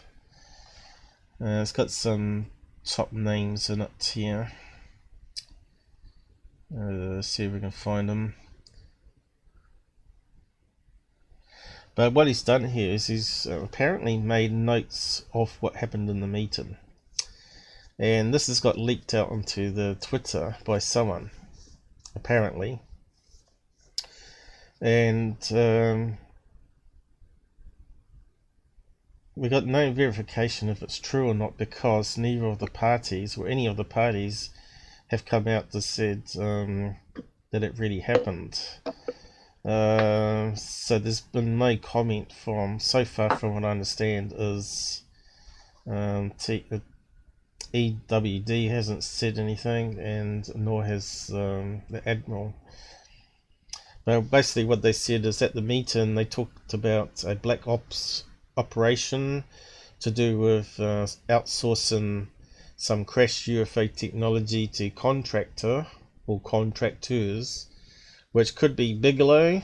They didn't state who they were, and could be Skunk Works, could be Bigelow. But my feeling is it sounds more to do with Bigelow if it's true, and they were trying to reverse engineer the materials, and basically the Admiral wanted to be part of this project, because he asked, because what happened is they found some accountant found out about the funding of the project, and because it was meant to be hidden under another umbrella of money coming in, and the admiral went there to talk about it, and they admitted that it was a reverse engineering project. It was nothing to do with any of the other projects the Navy was involved with, and that he could be part of it. And he made a big stink about it and went up the ladder, and they said no.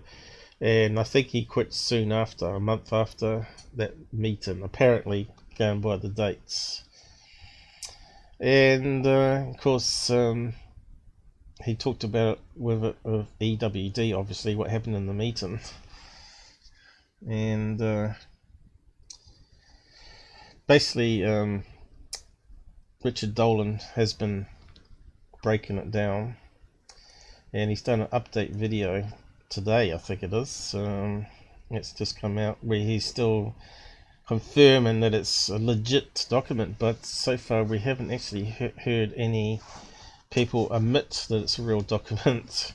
It's like the MJ12 documents that come out. Vern, you're still there, or you disappeared? You went quiet. Yeah, I'm just being quiet. Okay, so we'll just play this clip here under fair use, so you can hear what Richard Dolan watches him for his wife, you know that. Yeah, we won't get into that. Okay, I'll just put this caps on too. People have all the luck, huh? Yeah. Concern the 15 pages of notes taken by Dr. Eric Davis following his 2002 meeting with retired Vice Admiral Thomas R. Wilson. And this concerned Wilson's failed attempt to gain access to deeply secret and mostly privatized black budget programs to reverse engineer alien technology. Technology, in the words of the notes, quote, not made by man, not by human hands. Now, a lot has happened since then. Although I haven't had the time or opportunity to follow all of the threads that have started since all of this, I have tried to keep track of the responses by responsible researchers and investigators. There are a few loud voices calling this whole event disinformation or an op of some sort. I would say that informed analysts know otherwise. I've had quite a few private communications with other researchers over the week who have confirmed to me that they know beyond a doubt that these documents are genuine.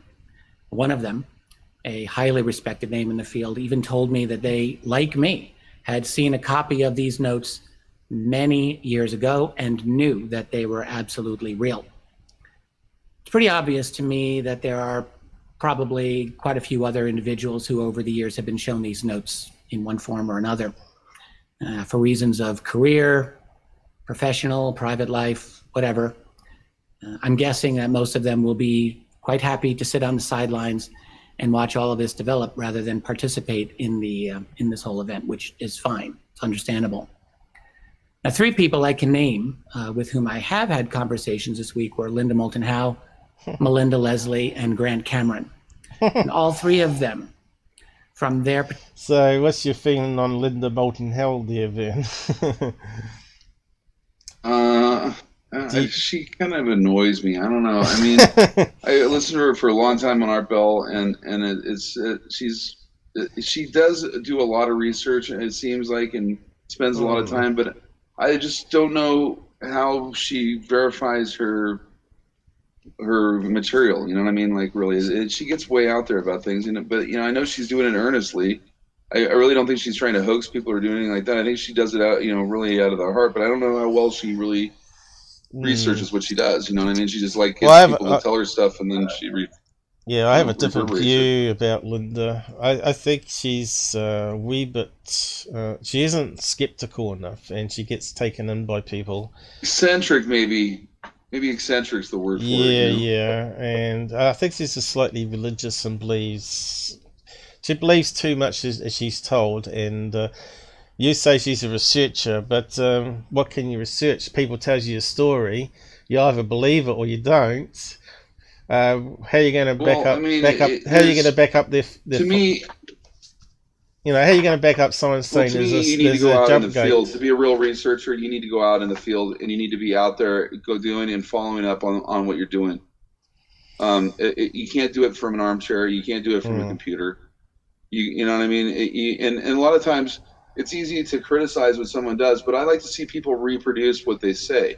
You know, like when they say somebody does this or that, then like why don't you go and reproduce so that you can prove this, like they do on like on MythBusters and shit But you like that. You can know, though. those type of shows. You can get the You know, same. Well, you can drive to people's house and interview them, right? But you can still get the person on video camera and interview them. It's exactly doing the same thing. Plus, it can be recorded at the same time, and yeah, you can also get on the phone and call up people and say, "Can I have freedom of information papers on this particular name?" So if you had a leaker that said something about Stargate, a program, blah blah, then you could do a freedom of information search yeah, on that exactly. too. But the problem with that is that they classify stuff, and they'll give you a piece of paper and it's all blotted out. You know what I mean? It's like, so what good is that? You know what I mean? It's and a lot of Uh, sightings they do classify them. yeah, not too Any of the ones sure that are over what. military bases, they classify them. And of course, you got Grant Cameron. What's your feeling on him? What's that? Cameron is the other person he mentioned. What's your feeling about that guy? I vaguely really follow him. You know, I couldn't really comment too much because I'm Yeah, like not really. he's another one. Uh, He's like the male version of Linda Moulton Howe that believes everything he's told.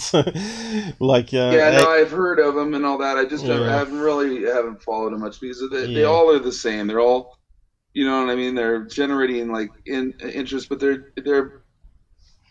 business is business. You know what I'm saying? It's like I don't know. You know, I mean, Well, the problem I have with I'm so him, all these characters, even Dolan, lives off the UFO fields, right? He hasn't got a second job, right? He doesn't own a lot of restaurants where he's getting money coming in and does the UFO well. stuff on the That's side, fine right? if he really did what he does. You know what I mean? But like they need to be approachable people. Like they need to talk to people like me and interview me because I have valuable information and other things. They ignore me, and I Yeah. have like been deep into this for now several years. You know what I mean? Like 7 years now. Like where for 4 or 5 years I was in intimate contact.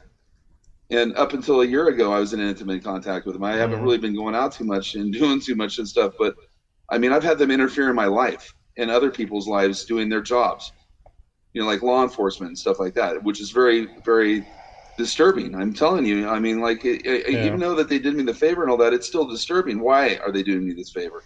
Mm. You know what I'm saying?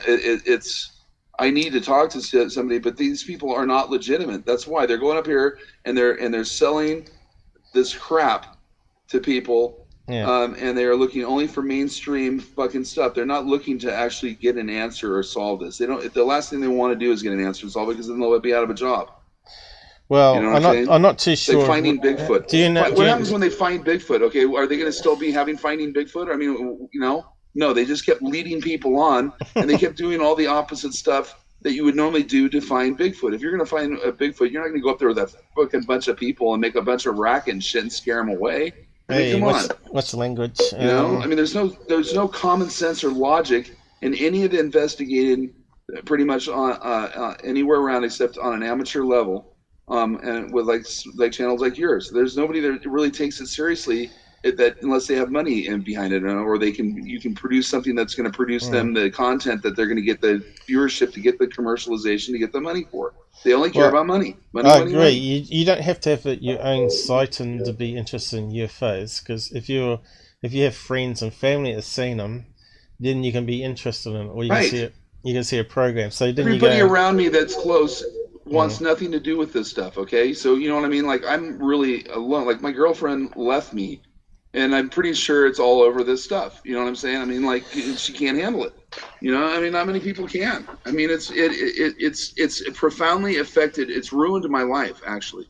You know, if you mm, want the honest truth, it mm-hmm, has fucking ruined my life because I can't function now without knowing what the hell's going on. And I've seen yeah, things that I know, I mean, that are burned into my mind that are not of this world. I saw it go into another world, and I can't live. I see.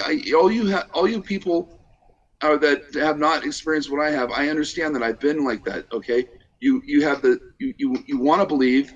You're trying to believe, but see, I don't have that luxury to believe anymore. I know. You know what I'm saying? It's Yeah. totally different, and it took us several things or whatever to knock into my head, because I mean, I am ignorant when it comes to, or block it, or whatever these things or whatever. I would sit there and try to talk myself out of everything that's going on. They had to literally put the thing in front of my face to make me believe. I mean, like I was in denial.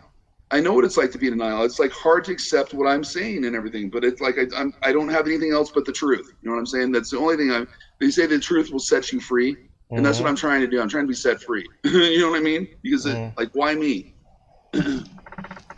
Yeah, but Why I don't know not if you? I don't know if Richard Dolan's actually had any of his own sightings though. But he's talking about here. How can you identify the source of I'll be these right documents? back. I got to do a 10-120. I'll be right back. Okay.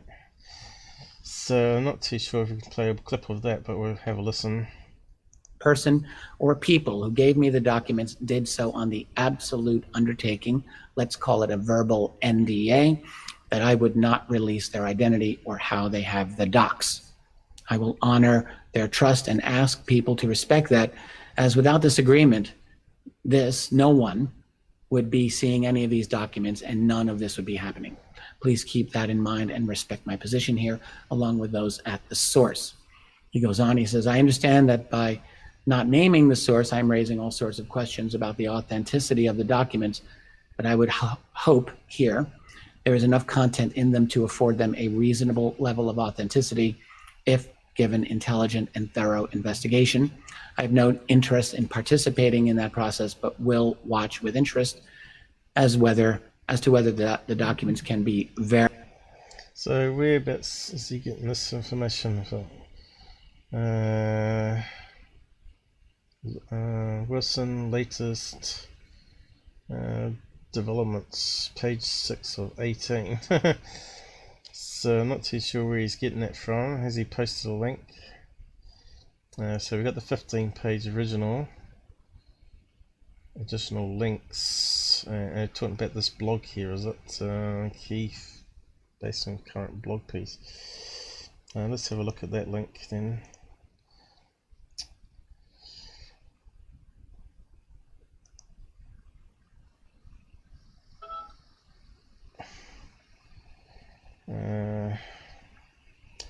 On the provenance of the purported Davis-Wilson document.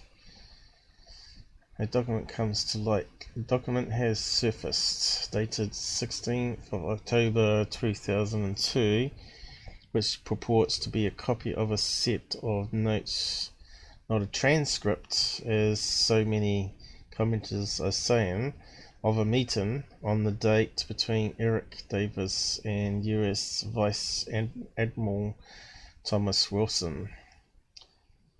Now, the purpose of this post is to try and set out known facts, so probably need to post that link there. This is all new. Obviously, it's happened overnight since I prepared the live stream. Document verification.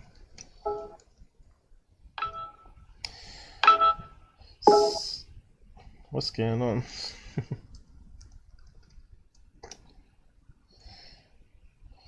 Now, obviously, the easiest way is for these guys to come out, and do a press conference, if you know the documents are fake, you're going to come out and say, hey, this document's fake, I had nothing to do with it, and you put it out there, wouldn't you? You wouldn't simply just say no comment, which when someone says no comment, it normally means that the document has some truth to it. When I hear no comment, they want to talk about it, rather than saying straight out, no.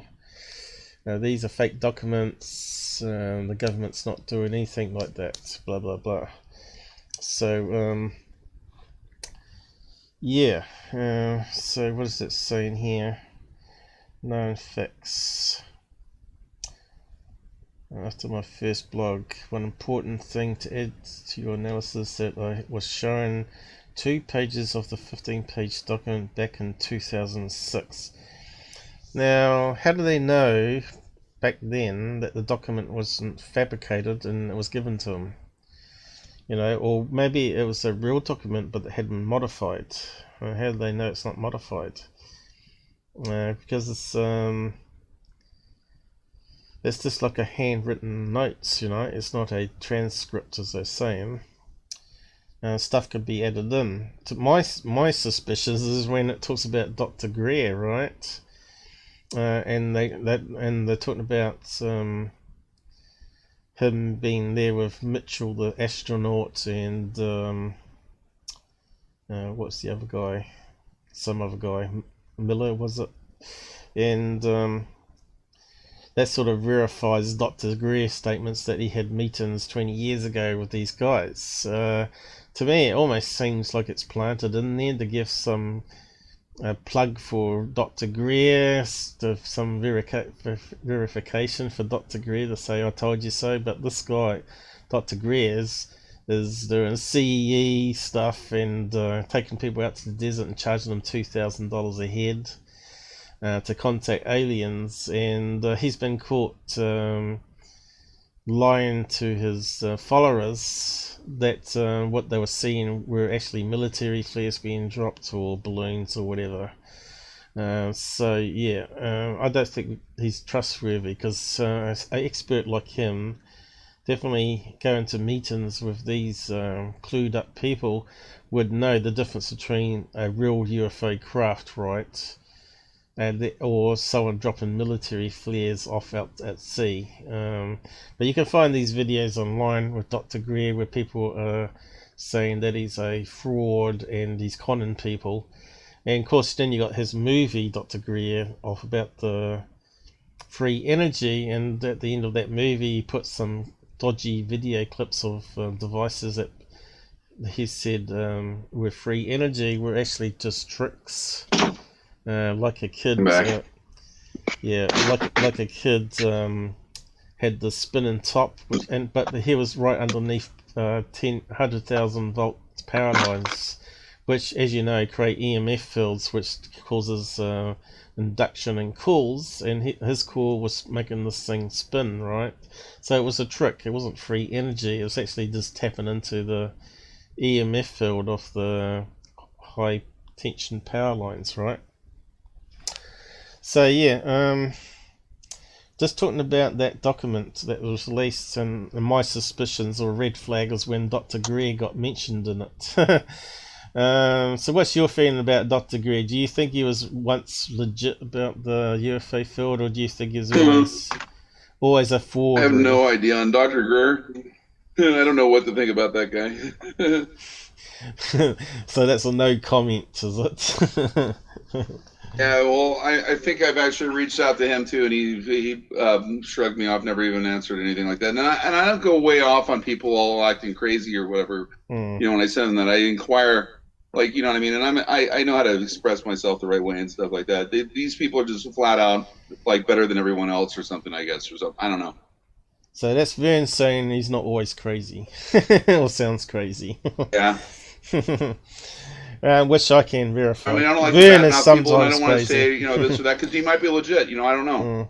Yeah, but it does sort of, as I was saying, that he does charge people $2,000 a head, and he takes like 20 out in the desert, bang drums and call out to UFOs, and yeah, I wouldn't be paying diddly squat to go out with anybody. They can pay me. You know what I mean? No, but I'm saying that he's been caught telling people that the UFOs are coming and it's been military flares or whatever. So someone in his position should know the difference between a UFO craft communicating with them versus Mylar balloons. See, if I charge people to go out, you know, personally, if I had to charge people to go out, I would have to produce something every time. I wouldn't be able to. I wouldn't live with myself. You know what I mean? If I was going to take people's money and just show them nothing. Then that means you go down that forgery line then of what Greer is apparently doing. If that you get someone a mile away to release some Mylar balloons in the air, so people see something in the sky and say, "Oh, look, there's UFOs." So that's the problem with charging people obscene amounts of money. But also, when you watch all his presentations, it's like a repeat of the last one. You know, it's like the same thing repeated over and over again with Dr. Greer. So I don't know if he went to these meetings or not. I was just saying, because he was implanted into this document, that seemed a wee bit suspicious that it was backing up some of his old claims, and that maybe whoever, if it's a fake document, whoever faked it might be one of these guys, right? One of these guys. If he took your money and guaranteed that he would show you something, like until he could show you something, you could keep going out with him, then I would have a little more respect or whatever. But if he's charging $2,000 and then you're that's it, yeah, for one going out there, then I don't think that's right. No. Yeah, it should be part of the thing that you can charge for the course, but you can't guarantee that anything's going to happen. It should be sort of expressed to people. But people would be soon disappointed. So I would take you out every night that you were available to go out for the rest of your life until I showed you something. You know what I mean? If it came to that, you know? Yeah. Yeah, it's quite a big sum of money, really, isn't it? But yeah, I just we're talking about whether this document that was leaked could be verified or not. And the problem is this Davis guy hasn't made any comment about it. And you think if it was a fake document that you'd make sure that it's broadcast out there on the news channels before they got their hands on it, to say, oh yeah, it's a fake document. I've known about it for years, blah blah blah. Someone's using my identity and all this. You think you'd come out clean on it if it wasn't a real document, just to clear his name up there and make sure that I don't think that would break the NDA, the non-disclosure agreement with the government, if he went out and said this document is fake, you know, because he's not releasing any secrets, right? He's denying the secrets in the document, if anything. So there's no reason why he couldn't come out, right? So that is in favour that the documents could be real, you know, in that respect. But yeah, but having Dr. Greer in it kind of throws me off, and of course Grant Cameron had these documents for a long time apparently, and he didn't know what to do with it because they were scared of releasing it and being arrested, I guess, for releasing I don't know, classified material. But is it really I don't have a problem with like someone going up and charging for like for a lecture, you know, and stuff, because they do it for every kind of topic there is. I mean, and there doesn't seem to be anything wrong. Like, you know, Al Gore goes around and talks about global this or that or whatever, and he gets paid $500,000 every time he speaks at any freaking school out of taxpayer money. You know what I mean? And nobody says anything about that type of stuff, you know, whatever. If Greer goes around and lectures and people pay out of pocket $2,000 or $500 or whatever, that's their problem. You know what I mean? You don't have to honor the guy, but to sit and dish him over, you know, earning, you know, doing that for a living, I don't think is really fair either. You know what I mean? Mm-hmm. Because you just can ignore him. I don't pay him. I don't give him the money. So, and he doesn't bother me. You know what I mean? But if he were to go around and like take money from public funding, I'd have a problem with that. You know what I mean? If he was producing something or other than just bullshitting, you know? Yeah. That would be totally different than this stuff. But if he's taking private money from private people, those people, you know, buyer beware. You know, like, I mean, whatever happened to the responsibility of the person who's going out there too? You know, that's why I would guarantee and take people out, because that's my own personal thing. I mean, I wouldn't be able to live with myself. But maybe there's other people that are shysters that would just take your money and like, oh, no, there's nothing there. Thank you. Yeah. Also, you know? it talks Buyer about beware. Here. Dr. Edward Mitchell, who passed away in 2016. This document obviously has come out after he's died, so he can't actually defend or say anything about the document, which is another suspicion to me, you know, that people that can deny it or verify it aren't around anymore. So you got this secret that you have to keep secret all your life, and it turns you around, you know, saying, "Oh, I know that they're experimenting with this technology," and then this document comes out. does that mean that it's not a secret anymore, and then you can actually spill your guts out and say, yeah, the document's true. I've been wanting this to come out publicly. Now I can actually think, or will he still be arrested for breaking NDA, non-disclosure, even though now the document's public? So could this be like part of the disclosure problem that's happening, that people are still too scared to come out? But maybe with more releases like this popping out, it's going to change the scene of the UFO field, right? So from what I'm hearing around on Twitter, though, mad scientist reckons it's a load of BS. This 15 pages, because it does sound, if it's true, that means they've had a secret program for since what is it, 1997. What's going on there, Vern? What's that? I'm hearing myself feedback on your speaker. I for some reason you're cutting out. Yeah, but I'm hearing myself feedback from your system. Okay. But also, what it turns out to be, there's another document that come out. I'll just find it here. I'll just close that one down too with Dolan. So yeah, I won't play all of this thing. Still doing it? Yeah, I'm still here. But I can hear myself feeding back on your system. Hold on a second. Okay, so I got this blog. Okay, here. I see what happened. I'm gonna have to drop out and come back. Okay. I have the driver crashed. Okay. Okay. So what's interesting here I'll be right back. Okay. And I have to reboot the computer. Righto. So as usual, core secrets without the name of the originator. Leslie Keane, in her 2010 book, alluded to the fact that there may be a secret group impervious to inquiry by those that don't have need to know.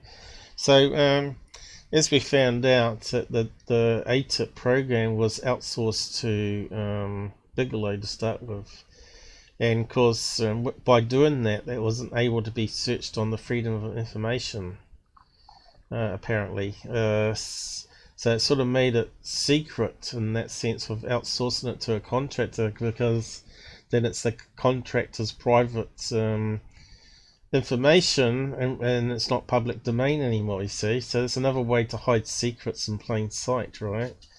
So again, they're talking about this sort of carry on. UFOskeptic.org has also hinted that there may be such a group of elites that answered to no one except themselves for a multiple of reasons, already posted on several UFO blogs. Dolan says he was shown but not given the core secrets notes back in 2007. Oh yeah, right. Here, Richard, you can see them, but that's as far as it goes. I lost respect for Dolan, and probably I have too, who is an excellent historian. I truly believe in the ETH, but made a decision to be part of the Jamie Musan, or Hamey, you have to say J's as H's, don't you? Hamey Musan, Tony Carey, Mexico City, Roswell Alien Symposium. Yeah, that was like a real mess, wasn't it, with the alien body and all that, which turned out to be something from the museum as well. Or was that a separate thing? Oh no, there's the body, and then they released the slides, wasn't it? Which was a separate thing, and it was from a museum. Found these slides in a loft or something of curator or something.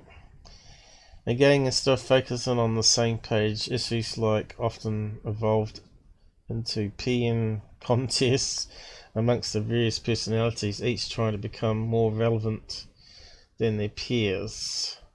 So this looks like a new post here. I was trying to find the one I copied last night. So I think I got some snapshots here of the information. There's be in that document, but I just have to find it. It's probably easy just to get the snapshot. Okay, is that the one?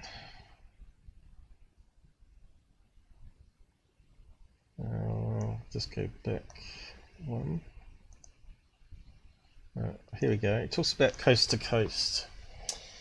So this guy says here, if I was Davis and someone was passing off a fake document as my work, then I'd announce to every journalist I could find that it was total BS. But it's interesting if Dolan does remember seeing even part of it, because while a hoaxer might have created a document like this after Davis crash retrieval documents on Coast to Coast a year ago, would a hoaxer have chosen a Davis as an author back in 2007? Josh Joe Schmo's comment is, we're still left wondering who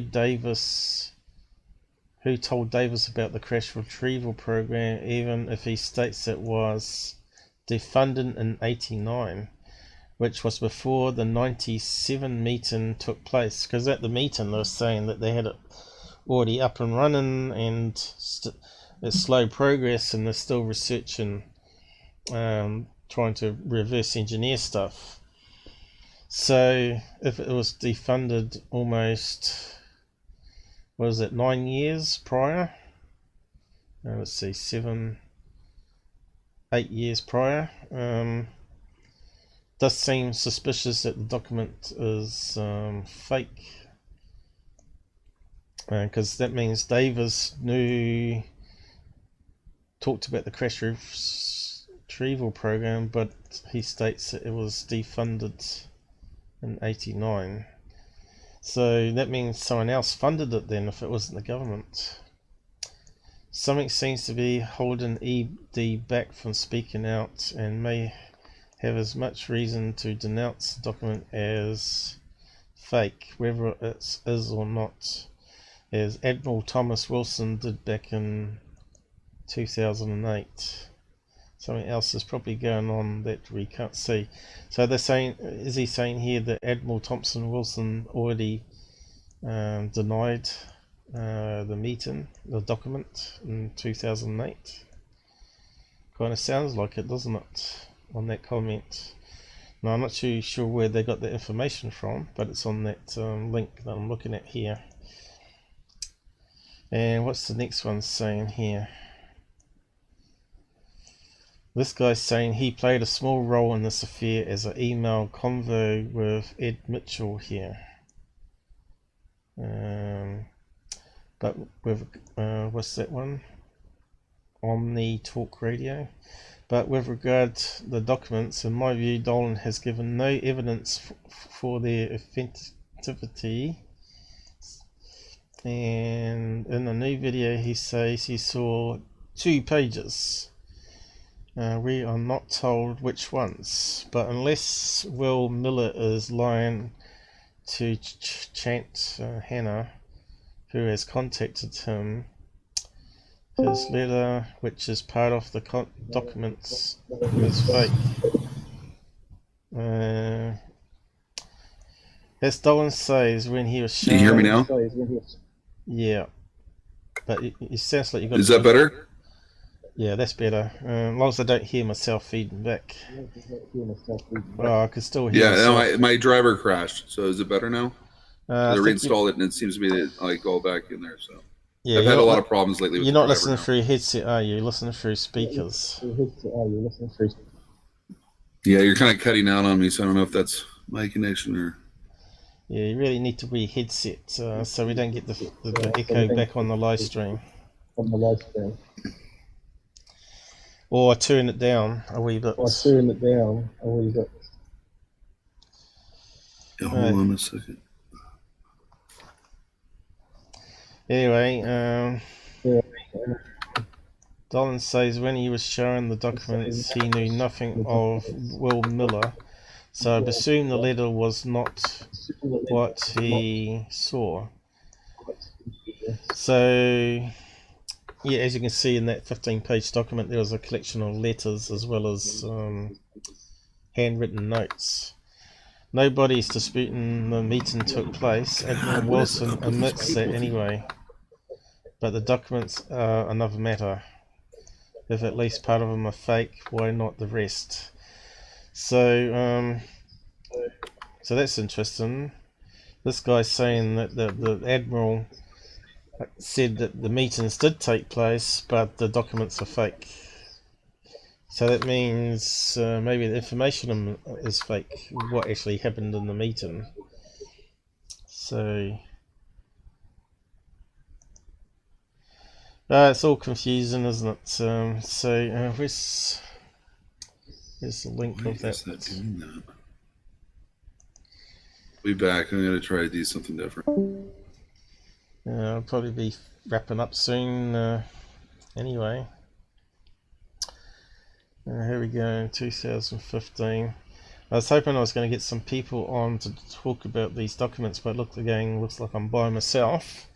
And Vern knows nothing about them, obviously. So yeah, this devoid is a really good summary of what's in the 15 pages. And it's got a good number of feedback there. So I'll just post that document here. Summary of these leaks. Of course, I'm probably going to have to recover this another time, see what else comes out. So, the UFO leak of the century, isn't that a clickbait header, right? And go and watch my video. Okay. This is not a lead I want to write because it's sort of half-assed cliche I despise, but I can't help it. So he mixes in a wee bit of X-Files into this, right? Smoking Man and all that. But it's a very good summary. What happened last week was the gift from heaven, the holy grail of script writers' wet dream. Because every paranoid fantasy or suspicion one holds of the big government, every nagging doubt, every conspiracy theory about a shadow goons operating with absolute power, blank checks and zero oversight, has just expressed itself in a allegedly authentic package of notes dubbed the Core Secrets Transcripts. It's a complicated story, and rather than belabor the finer points with a tedious retelling that might bore your brains out, Devoid defers to UFO historian Richard Dolan, who offers a good explainer here. He calls it the UFO leak of the century. The drama began percolating last Thursday when someone, nobody knows who, tweeted out the Core Secrets stash that had been languishing largely unnoticed since April. So it's been around for a while. So so what's the date now? June. So it's probably a month ago, right? It's saying here.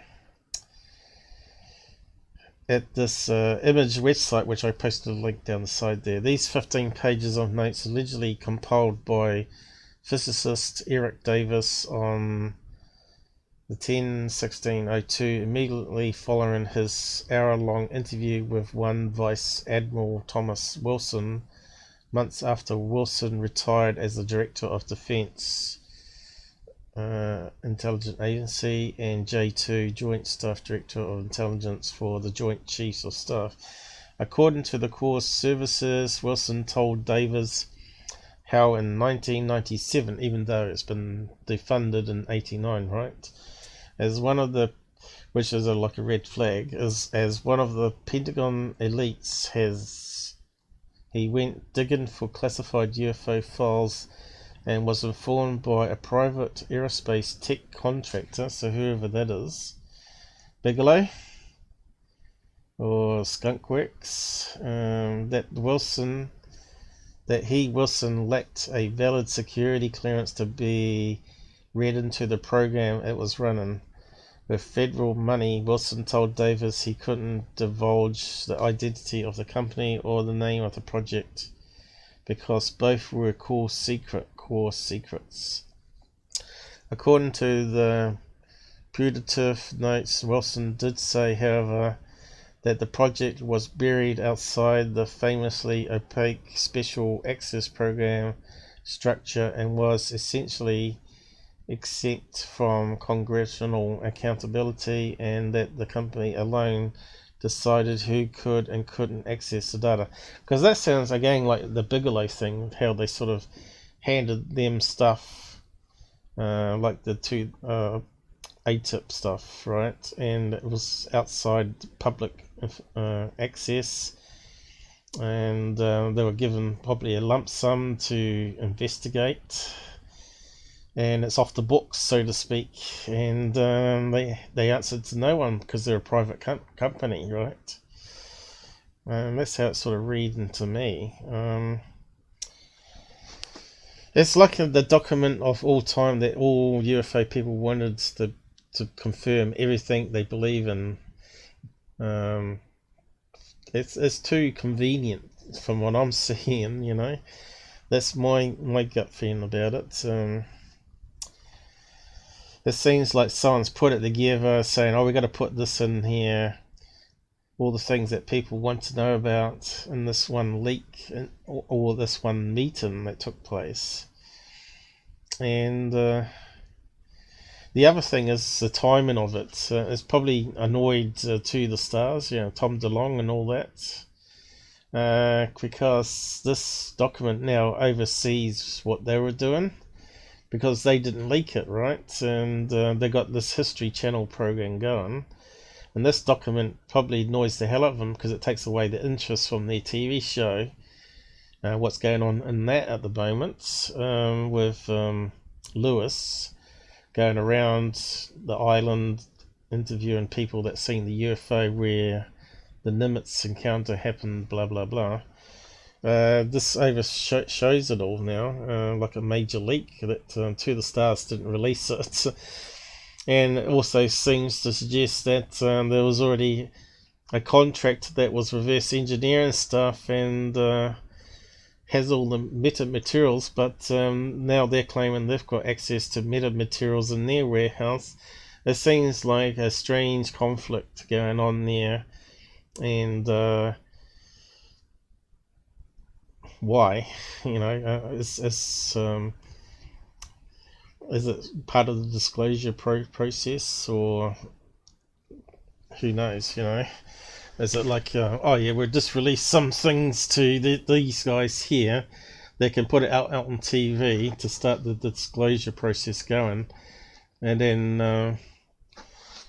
I don't know.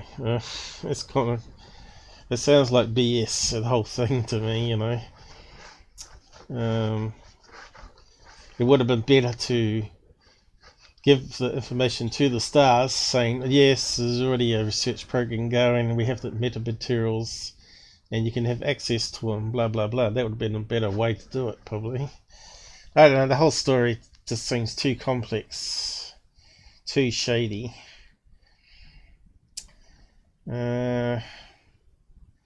So what is it saying here? Core secrets. According to the Wilson did say, however, the project was buried outside the famously opaque Special Access Program and was essentially exempt from congressional accountability, and that the company alone decided who could and couldn't access the data, and that the corporate suits Wilson met with conceded that it involved the reverse engineering of alien craft. But wait, it gets better. Wilson supposedly met with 3 of the company's officials: the security manager, program director, corporate attorney.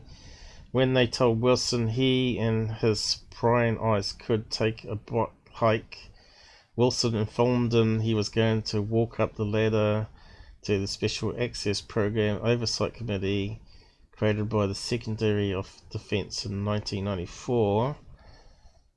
SAPPOC instead sided with the corporation and warned Wilson if he kept pressing, he would lose his intimate promotion to DIA director, deputy director at the time. So basically he said no, he's not going to get access there, and if he keeps pushing that they're going to demote him and lose stars or position power. But it's interesting that he retired soon after all this alleged meeting and conflict. So maybe there's something in it, right?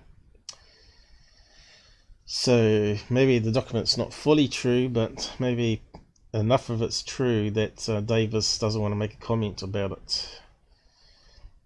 Devoid was especially tortured because this isn't what Wilson told me in 2008. Back then, Apollo astronaut Edward Mitchell had been complaining very publicly that not even top US defense authorities could gain access to UFO projects. See, Wilson's name was out there, so I gave him a buzz. Wilson confirmed he had met with Mitchell and others. So there you go, there's the confirmation there.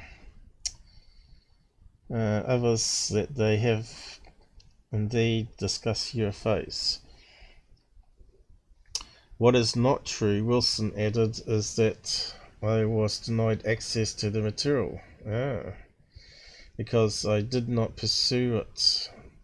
I may have it open with them, but it was not especially compelling enough to waste my staff time to go looking into it.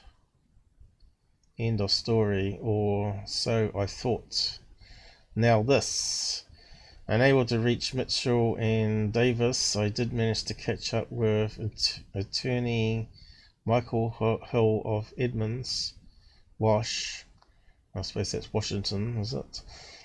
He's been called the paranormal lawyer because of his links to Peter Davenport of the National UFO Reporting Center. Blah blah blah blah blah. Hall was so freaked by the Core Services affair that he felt compelled to announce online that he wasn't the guy who leaked the notes. So maybe we can verify that then, if it's online. I suppose, is it here? No.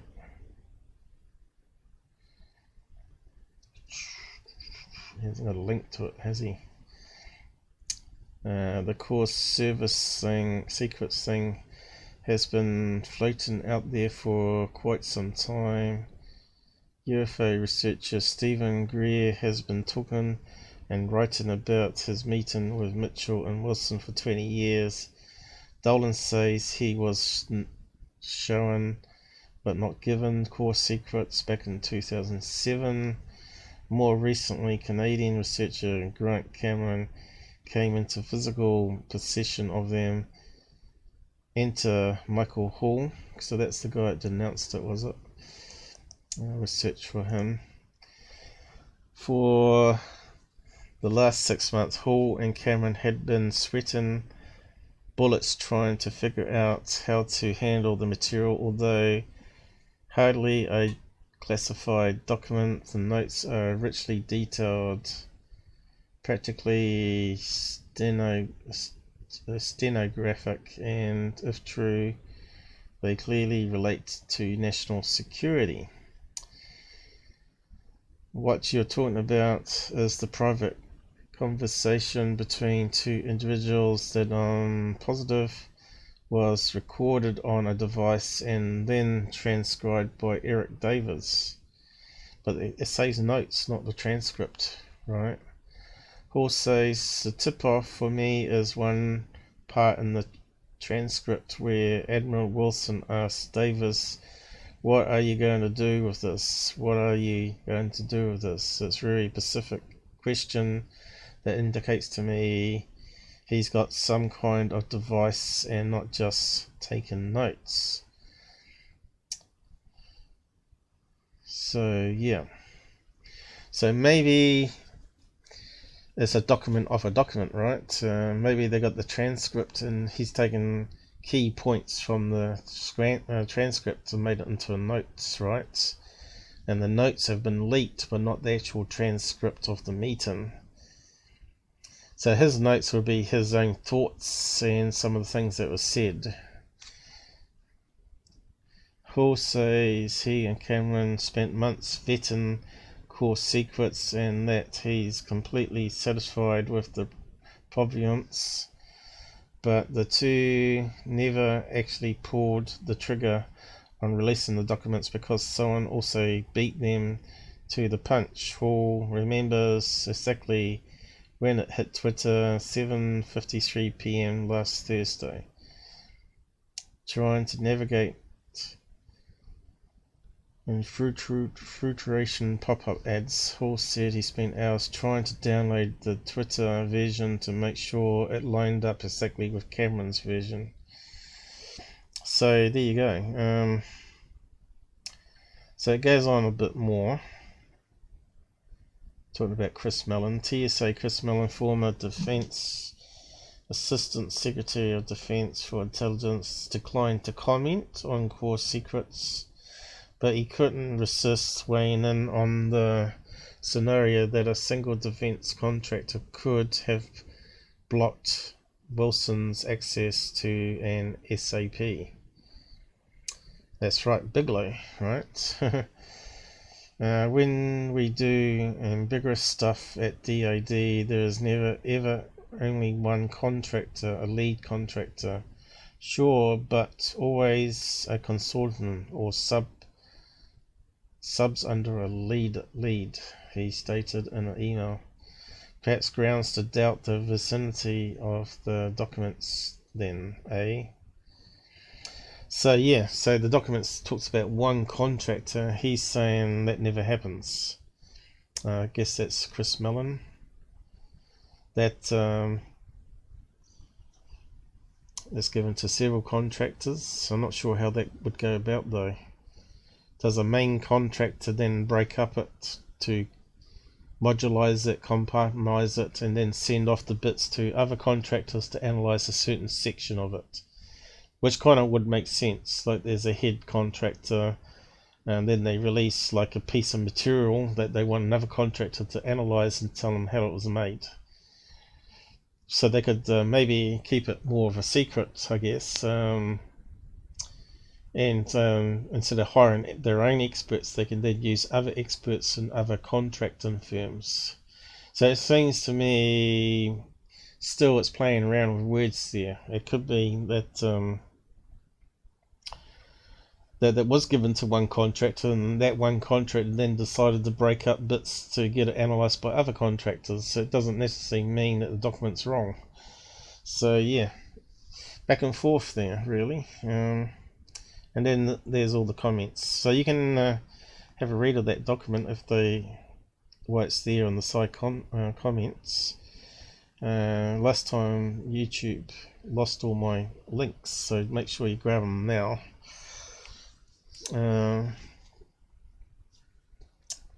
So that's really it in a nutshell for this super leak, really, apart from seeing what that guy was saying that he didn't leak them. What do you call it? 15-page leak. See what we can find.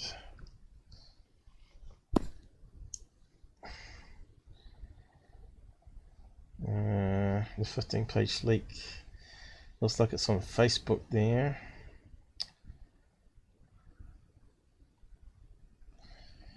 The big leak.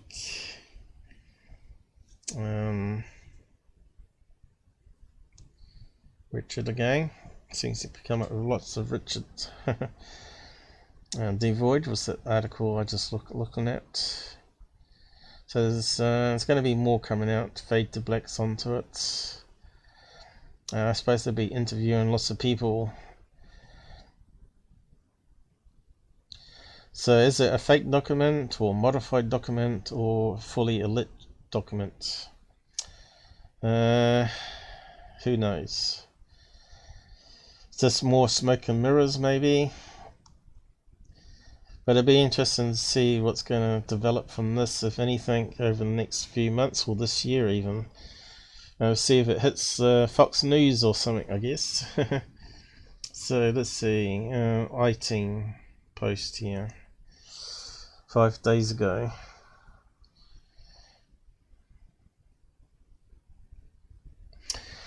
So what do we got here?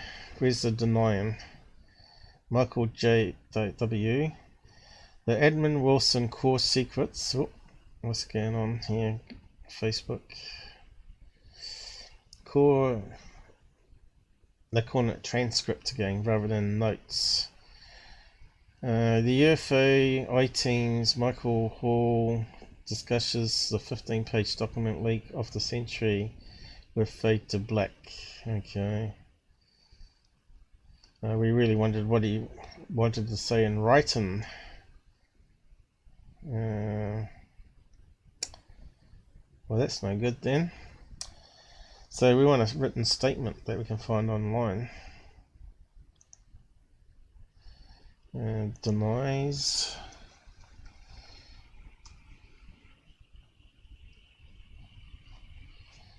Denied his access. No. It's not coming up, is it?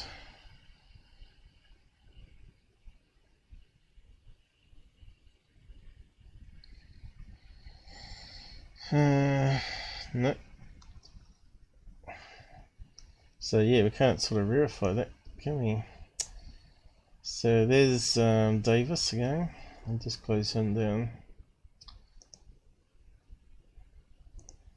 I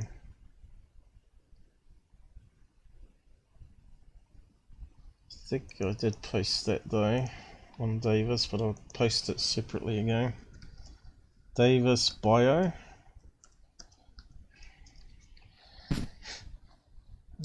Close that one down. And the Admiral.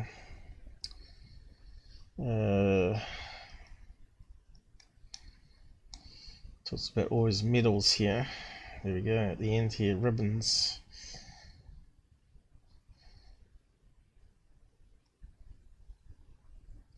Yeah. Okay. I'm not sure if that's really important, but obviously he's up there in the rank, right? So this is Admiral Wilson.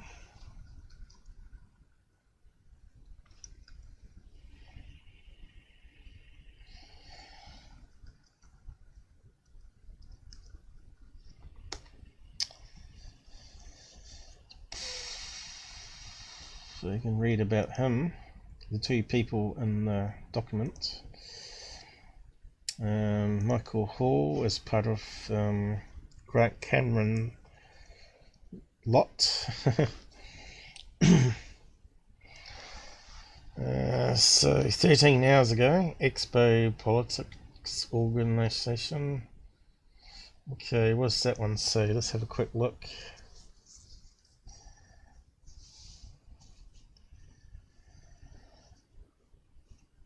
So again, we might be able to get some more information and updates, any new findings that come out about it on Tuesday night, the next live stream.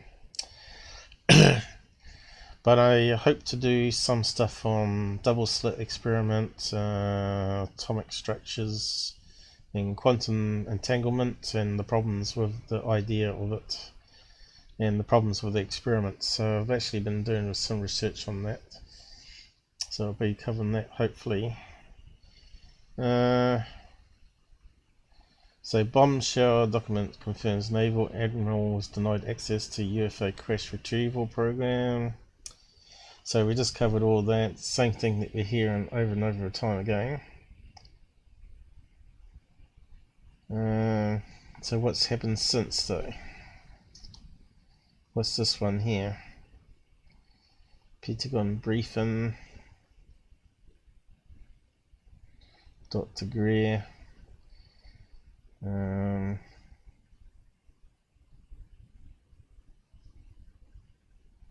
Pretty much the same thing, right? Nothing new added really. So what's this person here saying? What all this shows is certain corporations doing SAP and USAP contracting have higher security clearance than the US President or Joint Chiefs or staff at the Pentagon. Yeah, I guess it does really. So how much does Trump know about all this? Probably doesn't. You know, same with all past presidents probably, where they tried to find out, but they got closed out too, didn't they? Reagan maybe knew about it because he was talking about alien threat. Maybe he knew something about it, maybe not all of it, what was going on. But when they give each year, isn't it? They give $1 trillion of military budget. How much of that would be going to such a program? It's very possible, isn't it? Because what they do is they send grants to university to study lasers or some other technology, and DARPA, of course. There's like a contractor as well. So could that be like a contractor like Bigelow that might be reverse engineering, and that might be how the tic-tac is all connected? Maybe they reversed engineer something and they were testing out a workable collection of drones. It's possible. So what else is he saying here? This kind of secrecy was dreamed up by the Nazis at the Fourth Reich after gaining control of the US military industrial intelligence complex, World War II. So yeah. So what else we got coming up on it? We'll keep going through the search. So Devoid we shared and read out most of it there. And there's a lot of good comments there that you can go through and read. This is the document that Richard Dolan went through and talked about on his live stream, all the various bits. So I'll post that there as well. A Dolan summary.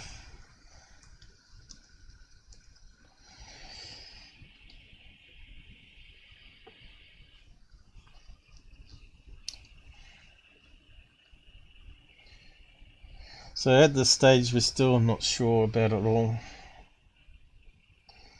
Smoke and mirrors, maybe some truth to it, maybe all truth to it. So yeah,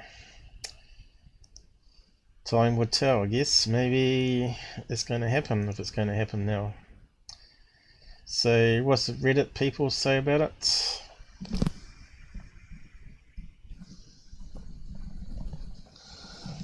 Okay, I just need a drink. We'll just go through the Reddit thing, which is quite interesting.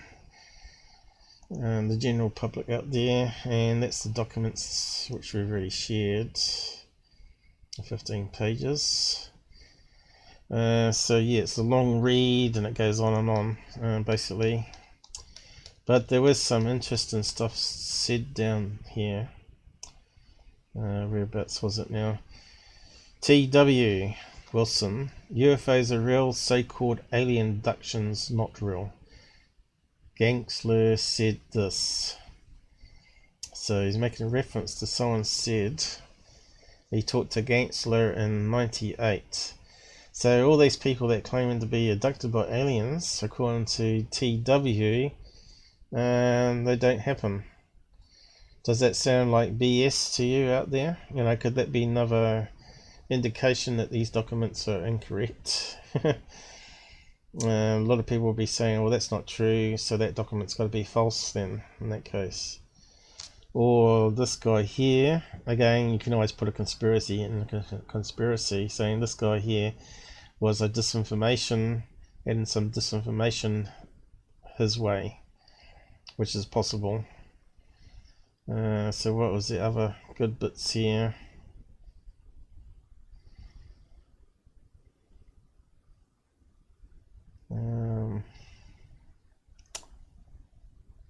So here it says the program managers said they were not any weapons program, not any intelligence program, not any special ops or logistics program. Doesn't fit these categories. And then they asked what were they then. Loud groan from project manager, security director and attorney said it's okay to say. EW say what? TW that they were a reverse engineering program. Something recovered years ago in the past. Technological hardware was recovered. So I thought they meant recovered Soviet, Chinese, etc. hardware and reversed engineer it like a missile or Intel platform or aircraft.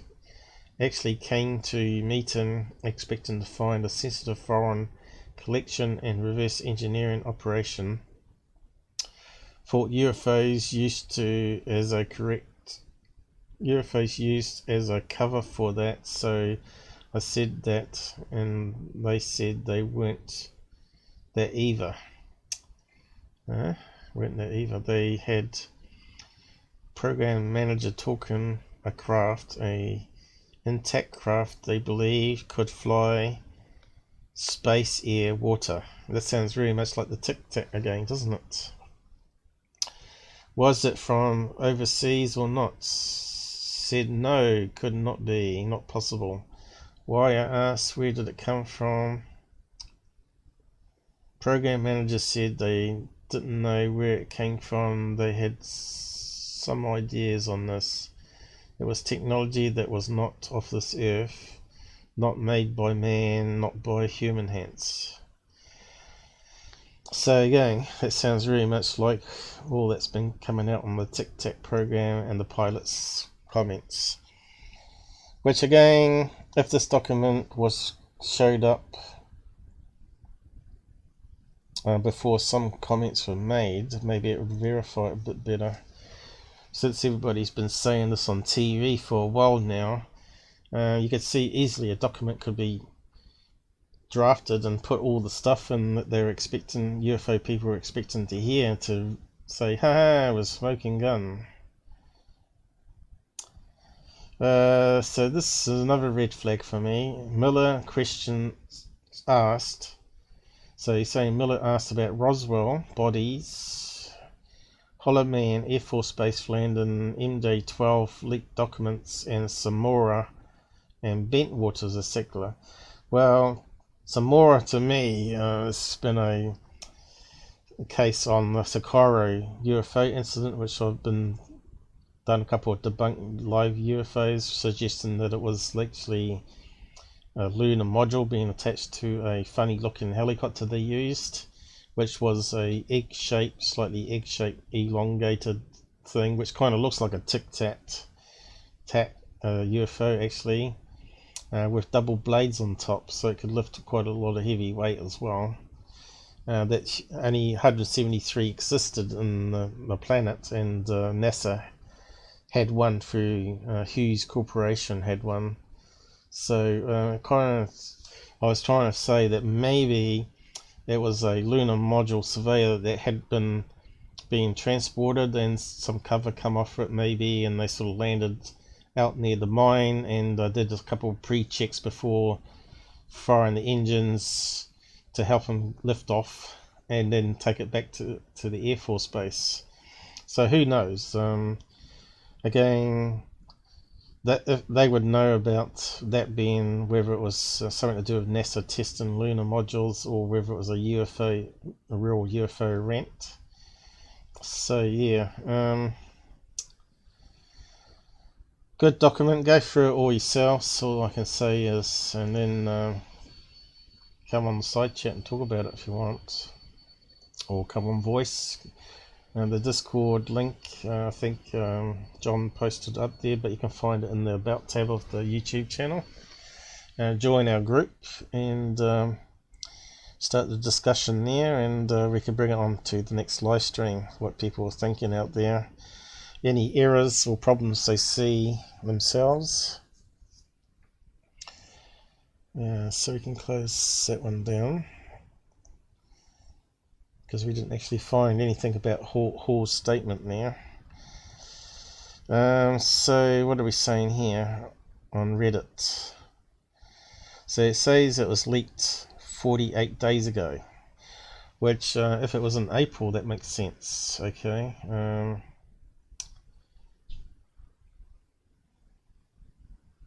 This reads like a document Grant Cameron and Richard Dolan that have both talked about regarding interest in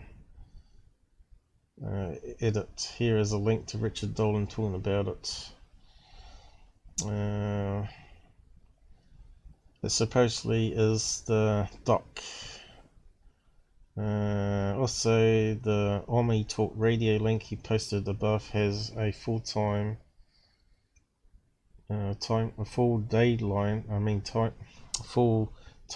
of everything this thing has ever been mentioned. So it's pretty impressive archive. So yeah, I'll post that link down there. We won't go through that bit of it.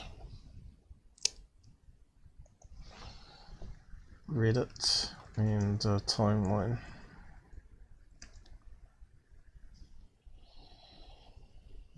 Is it not posting? Okay, so what's other comments people are saying here? Do any believe it or any not believe it? It's regarding that at least. What's it talking about? If it's legit, the personal notes seem strange, like it's a transcription and Davis recorded his convo with Wilson, or Eric Davis has a photographic memory. Yeah, I suppose that would be true, as he'd have to be scribbling down quite fast, wouldn't he? So Dolan was saying it wasn't a transcript, but maybe it was a transcript and he made brief notes from it. So could more have been said, is the question. It seems like Howe also talks about the leak in his NAP interview. So we've got another link there. Zero mention of AFRL, no mention of NASIC. Says he didn't recognize military names. Impossible. DIA enforces security on the issue. Hard to believe. TW wouldn't be briefed. Either wholesome disinformation or TW wasn't completely truthful to EW. Considering briefed people are almost probably also briefed on how to lie, and Grant Cameron calls the smoking gun. The only reliable sources of the information are the accidental on the side of the leaks, not meant for ufologists. So I think what he's saying there is, if they denied TW Wilson, Admiral Wilson, access to the program, why would they even blab out that it's a reverse engineering program of alien technology, not off this earth? Doesn't make sense. All that would be classified and secret unless you are to need to know or part of the program, right? So that's kind of suspicious. So that's a good point, you know. Stupid magnifier's going crazy. What else we got here? My eyesight's not the best at the moment. Nobody involved in this ever suggested they're going for anything like full disclosure.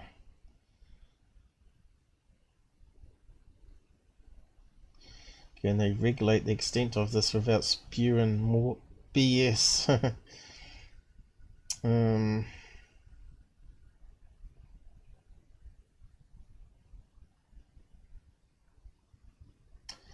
Here's the TLDR, just secret program through a third party, wouldn't say name, but implied largest defense contractor, Lockheed Martin, they're saying here.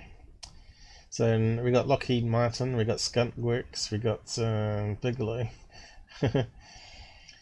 Reverse engineering craft that they had for a long time, won't say how they got it. Said they're not making much headway. Told that only a couple people on the government have access, and the head of the DIA isn't one of them. Much to anger of the head of the DIA. Craft, the reverse engineering was not made by human hands. So basically what we said over and over again here.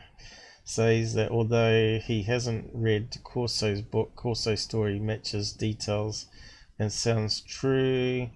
Says aliens are real, alien abduction stories aren't. Well, UFOs are real, actually, I think it said, not aliens. Because it kind of suggests maybe the craft didn't even have aliens in them. That there might even be unmanned drones, alien drones, right? It's clearly the document that Dolan saw years ago that he says he believes is accurate because it fits in with other things he knows. Blah blah blah. It's so funny to me how so many people in this sub believe that the government knows UFOs are real and that they're likely alien craft, but when told that the government has an alien craft, they think it's almost certainly BS. That's some contranif dissonance right there. Jack Scasula was in the engineering and management of Raytheon, I suppose that's how you say, was briefed by someone. They're the ones that do the thermal cameras. Was briefed by someone according to the document, so Raytheon was more likely than Lockheed. So there's another contractor thrown out there. I don't know. I would like to point out there are good sources that there are 3 up to hundreds of crash retrievals. I believe Edgar Mitchell stated this to Richard Dolan, if I remember correctly. This document is very important historically, but I think it's the tip of the iceberg. I don't really think them saying that they have not made much progress or the abduction stories aren't real is of huge weight because of this. Okay, so there's a lot of opinions there. Grant's lawyer got a bit carried away in his description of the document during his media appearance. If the leak is a real document, he claimed it confirmed NJ-12 Roswell and crashed bodies, but it does not. In fact, Admiral Wilson asks the control group about all these things, but they give no answer. 8 days ago. Is it real or fake? That's a good question. There seems to be debate in the original thread. Even I only spotted this through Twitter. I'm glad you jumped onto it. Wow, what a find. I wonder if Eric Davis would admit this meeting really happened, but it would explain why he is so that not only debris but alien hardware was retrieved from crash. He mentioned it here. Open minds. Okay, April. Listening 10 minutes of this guy is enough to figure out he's a just a crackpot. So you probably have to go and listen to David's thing on Open Minds, I guess. A crackpot with access and clearances might not be a crackpot. Eric Davis might be a little credulous, but he knows what he's doing and is world class in his own area. A world class in pseudoscience for sure. Yeah, there's a lot of talk on that page that we talked about space-time and quantum this and quantum that. Look at his CV. Everything new is pseudoscience until it isn't. Yeah, the argument from authority still going strong in ufology. All I see is a PhD who worked most of his career for Bigelow, UFO buff, and then for Howe, Poonhoff, and other UFO buff and Scientologists. Okay. And for AAWS ASAP, Bigelow worked DoD contracts. This is nothing to sneeze at from your armchair. Tax money well spent. He's not a crackpot. He talks like he has ADHD. I should know exactly, except he's actually smart and a pretty credentialized scientist. He's one of the scientists the government entrusted in writing up a lot of these 38 papers that ATIP put out, that was gov funded and researched into extremely far, but stuff like cloaking and warp drives. Okay, so it goes on a bit there. A crackpot with a PhD in physics. A mad scientist, I think they call it. Okay, what else we got? That's it. This isn't the 80s anymore. Dottie and friends back at spreading the BS with Punoff and co. So some people have made comments that they think it might be disinformation or misinformation still, so in that post there. So that's basically 3 hours up now, guys. So we'll see how this develops more. We've gone through a lot of posts out there and documents so far, and hopefully I've summed it up and read it out pretty well enough. And I'll go over this other stuff another time. So I'm just going to wrap it up there. Thanks for joining me, liking, sharing, and yeah, maybe some exciting times ahead, or more misinformation that we are going to loathe, who knows. So I'm just going to crew the end credits off and wrap up. Okay, let's see if it works. Good night, everybody. Looks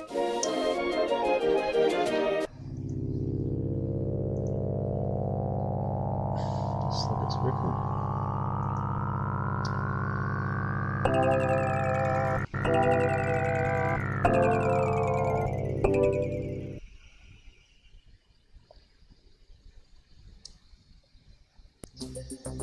Looks like it's a wee bit behind, but